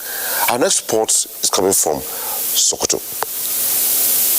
After several months of first COVID-19 lockdown in Nigeria, and life is gradually returning to normal with less number of daily cases of the disease, here comes another source of concern with rising number of cases daily. Sokoto State has more than 40 active cases with almost 1,500 pending tests. The recent increase in the number of cases, we could say it's a mixed feeling. We do have some double-digit increase in one day and single-digit increase in the other day. The state government task force on COVID-19 is doing all it takes to ensure community awareness and testing, provision of hand-washing facilities, face masks, as well as other preventive measures. The COVID-19 protocols are mostly observed in schools, as places of worship, markets, and other public places are still not complying with the safety protocols. The compliance of citizens with non-pharmaceutical measures, I think, is there. That is where we have some challenges that we are planning to increase the level of risk communication and community engagement activities so that to bring back that enthusiasm and drive for people to wear face masks and observe social distance. We proceed to Edo State. Other country, but it is malaria in Nigeria. Innocent Uzo is one Benin resident who falls in the group that still believes that the virus is a hoax. The second wave of COVID-19 and the spike in the new cases resulting in an upsurge of more than 5,000 in the last 2 weeks is beginning to change the narratives. Here at our facility, at teaching hospital, the total number of cases we had in November is similar to the number of cases we've had in December. That means that for the first 1 week of December alone, we've already approximated the same number of cases as what we had in the whole of November. So that's a case of worry. A downward trend in daily infections since the end of August, with most of the days reporting few cases, has been misunderstood by some citizens who now throw caution to the wind. We have had a decline in the number of confirmed cases, but we are still reporting new cases within the states.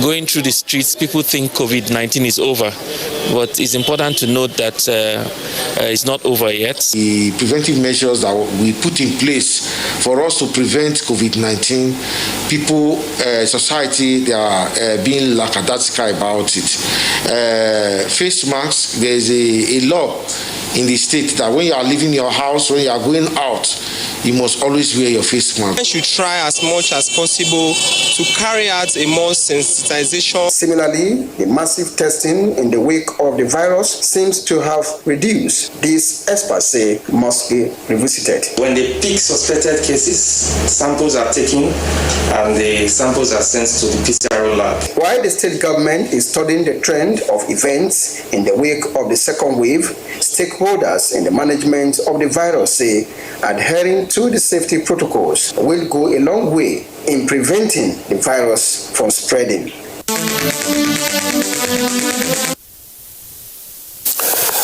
Thank you so much. Still sustaining the conversation, let's go to Dr. Sani Aliu, National Coordinator, Presidential Task Force on COVID-19. Doctor, well, we have gone deep so much, and a tweet came in here while I take the next question on you. It says, much talk about adherence to non-pharmaceutical measures, but there are very careful Nigerians who still contracted the virus despite all precautions. So, shouldn't the messaging include boosting the immune system in addition to adherence to the non-pharmaceutical measures? Thank you. This is a very common question that we get. So, first of all, let me make it very clear.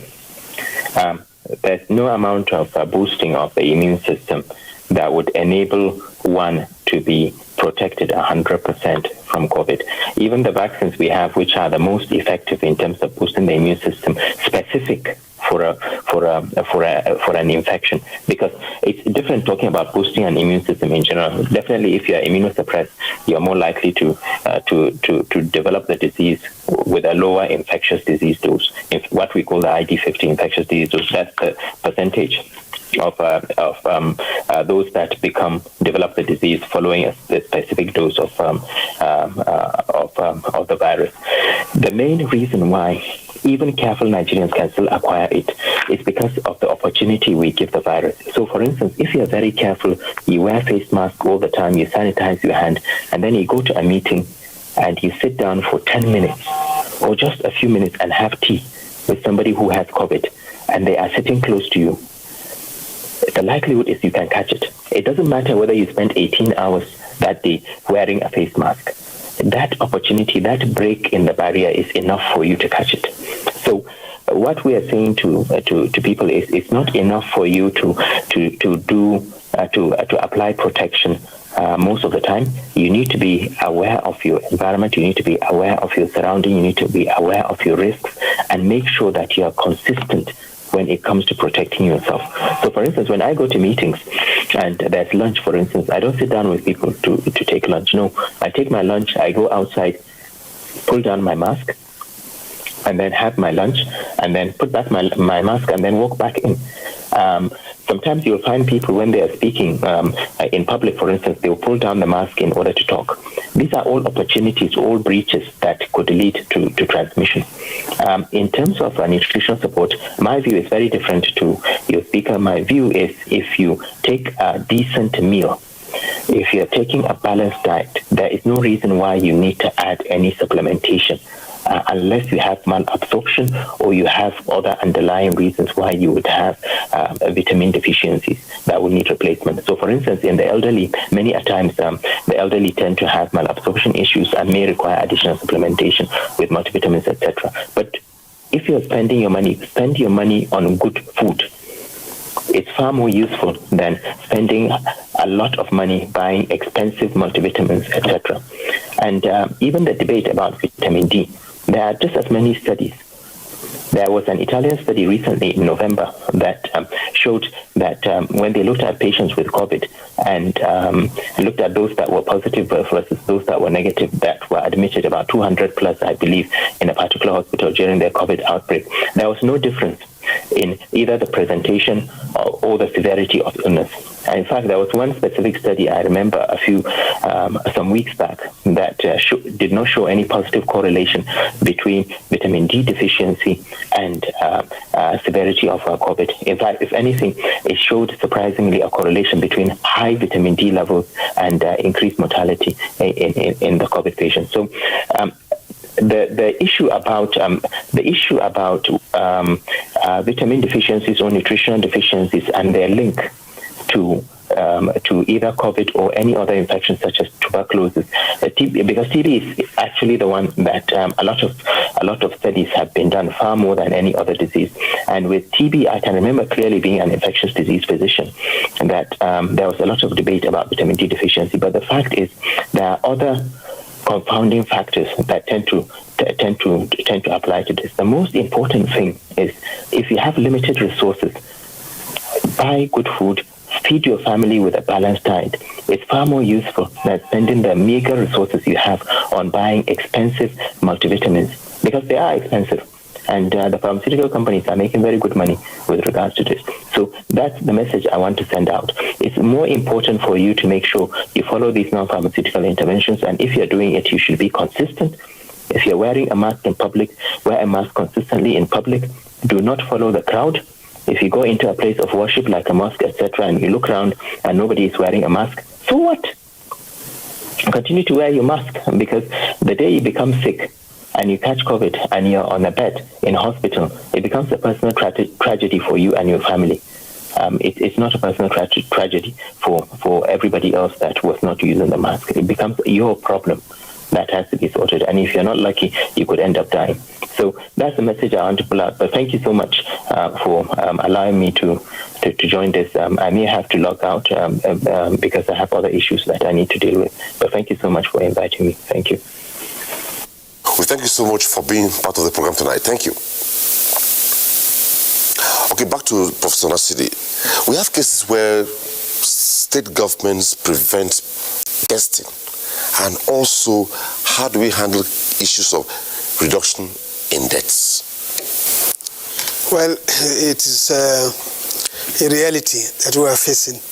We know of some states that are virtually gagging the healthcare workers, are trying to say there's no COVID in their state, or they not allowing the state epidemiology system to actually get enough samples to the laboratories. I have talked to so many laboratories that said they don't receive samples anymore from the state epidemiology system and so on. So when I dug further, I realized really there are cases of states where the governors were virtually suppressing these activities, which is very unfortunate. They're in denial. Some of those states now are now recording high-level deaths. Some of their VIPs are dying and so on and so forth from COVID. So the reality is now dawning on the face of those such governors.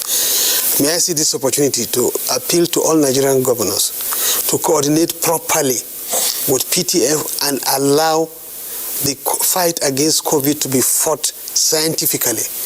We have very empowered public health officers. In Nigeria now, virtually every state has minimum of 15 to 20 well-trained public health officers with masters. So the state governors should empower them to really do this job. So if this is done, I'm sure, I can assure you, within 2-3 weeks, we can hit 2-3 million testing. That is what I have to say. So unfortunate, that state of denial is still there. The second question, how do we mitigate death? This second wave is coming with vengeance. It's spreading faster and actually seems to be killing more. The severity level is higher, and we are having, before, the cases that we are having in the wards before, having the treatment centers or isolation centers, were just about 10 to 20% capacity. In the last 2-3 weeks, so many of the treatment centers are overwhelmed.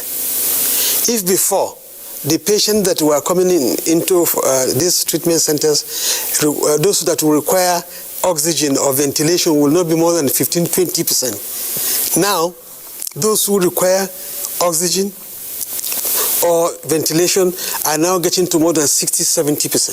So that means severity is increasing. If before, most of the people that were having severe cases in were elderly people, now this disease, this second wave, is affecting even younger people. We are seeing deaths in people aged between 20, 40 and below 50. So things are changing, and these things that are changing requires that the governments should empower those treatment centers, provide them more with, oxygen, ventilators, the required drugs that are needed to at least save lives. And of course, empower the workers. If you go to most of these treatment centers, they don't sleep. The workers are really overwhelmed. They are the frontline workers. Their life is in danger. Everywhere in the world, they are usually empowered with appropriate allowances and whatever it takes to get them to work. So we believe these are things that we need to do. Of course, the last one is to increase the number of these treatment centers. With the trend now, most likely, virtually most of the treatment centers are full to capacity. We pray that this doesn't, go worse. If it goes worse, that means existing treatment centers will not be enough. So we might now start thinking of how do we get more treatment centers. So these are the few things I think, we can do to reduce deaths and also reduce morbidity and number of people that are going to the hospital and surviving. So increasing our survival rate. Okay, follow up to what you have just said. Dr. Abubakar, NCDC is doing so much, and now we are in the second wave. What new things or introductions is the NCDC putting in place to ensure that people get more aware, get more involved, and maybe come out selflessly to present themselves for testing, like Prof. Nasser says, so the number can increase maybe from 500,000 to 2-3 million in a short while. Yeah, so like I said, we are always engaging with the state epidemiology teams, and in our meeting recently with them, we've asked them to really intensify surveillance activities. In states where their rapid response teams are not active, they need to reactivate those rapid response teams. And we've also asked that their call centers should also be reactivated because people who want to get tested. We've also commissioned a team to to ensure that no state is not having enough commodities to do testing. And having said that, I want to appeal to our people. This testing in our public laboratories are completely free. We have established, like I said earlier, laboratories across all the 36 states plus FCT. We are capable of testing over 15,000 samples daily. So we want people to take advantage of these facilities and ensure that, we increase the testing that we are doing. Also, we have started introducing rapid diagnostic testing for screening within closed settings, so that when we screen and see people are positive, then they go to the PCR system, which is the gold standard. In some of these countries that we're talking about, them having large number of tests, they do the screening kind of test, not really the PCR. So I want to appeal to Nigerians, really, if you feel unwell, if you have a family member that has COVID, if you travel to somewhere and you feel that you are at risk of COVID, contacts of confirmed cases. I mean, the states have all the guidance that they need to identify people that should be tested. So let's take advantage of all these facilities and ensure we increase our testing numbers. Because it is only when we test, our strategy in Nigeria remains still testing, isolating, and treating. That way we can be able to control this outbreak. Over. Dr. Baka, I'm still on you. We have had cases before now, I don't know if it still subsists, where your phone numbers are called, they ring out, people don't pick. Even when they pick, they don't act swiftly. Do we still have that going on? We don't have that going on. And then, like I said, all the states now have their own call centers. They have their call numbers. These numbers are available on the NCDC microsite. So if you want to call any particular state, you can call the state. Before now, people couldn't differentiate between states having, their own call lines and NCDC having its own call line. So our lines are operational 24 hours. We have call agents moving in shifts.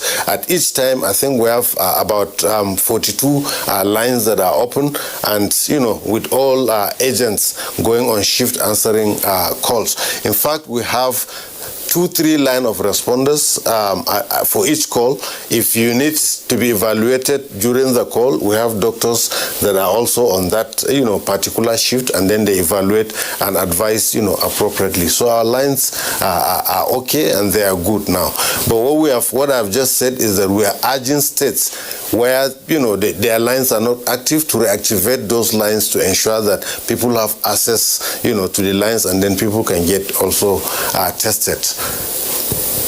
Before I allow you go, Doctor, state governments were giving monies to sustain advocacy and other issues I cannot mention here.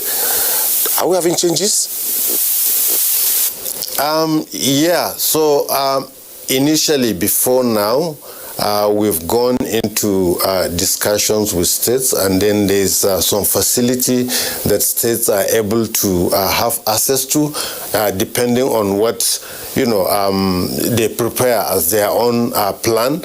And this support has gone to all, I think 35 states. We're only having issues with 1 or 2 states that are not able to finalize within their own internal systems. And I'm happy to inform us that, quite a number of states have done wonderfully well with these funds that they have gotten. We have challenges here and there, but we are intending to send some monitoring teams to go and sit down with them and really understand where the difficulties are, where they do not execute such plans that they have in their own activities, in their own plants. Dr. Jefia Abubakar, Deputy Incident Manager of the National Center of the National COVID-19 Emergency Operations Center, NCDs. Thanks for being on the program tonight. Thank you so much. Before I let you go, what's your last word? My last word is for Nigerians to take responsibility. It is not a one man's fight, it's for everybody. All of us need to take responsibility. We should adhere to the non-pharmaceutical interventions. I've mentioned them. We should also ensure that we, avoid all non-essential travels at this time. We should ensure we avoid gatherings. When we do that, I can assure you that we'll be able to control this pandemic to some extent. Thank you so much, Mr. Jonto, for being on Tuesday Live tonight. Right. Thank you. Well, we have said it all, and the tweets, a national coordinator who left us short while ago. What else will I say? What message do you have for Nigerians? Well, I thank you for bringing me on this very important program. And to Nigerians, I will say, throughout today, we are not talking about government, or ghost, or somebody far away. We are actually talking about you, about me. The danger is there in the air. It's an invisible enemy. Don't allow yourself to be hit by this enemy. Please listen to what the NCDC is saying, the PTF is saying, the WHO is saying. We must protect ourselves. Don't think we are talking about us here. We are talking about you. We are talking about us. So the fight is right on your hands. Make sure you are not hit by the invisible enemy. Thank you. Professor Abdusalami Nasidi, pioneer DG NCDC, Provost, College of Health Sciences, University of Africa, Bayelsa State. It was nice having you on Tuesday Live tonight. Thank you very much. Well, that's it on the program. There's no child's play. Take responsibility, and I believe you'll be part of the campaign to ward off or stem the second wave of COVID-19 in Nigeria. It's all about you. It's all about us. Thank you so much for your tweets. And on behalf of all of us, don't forget to connect with the NTA in the onslaughts against rape and rapists. Bye-bye.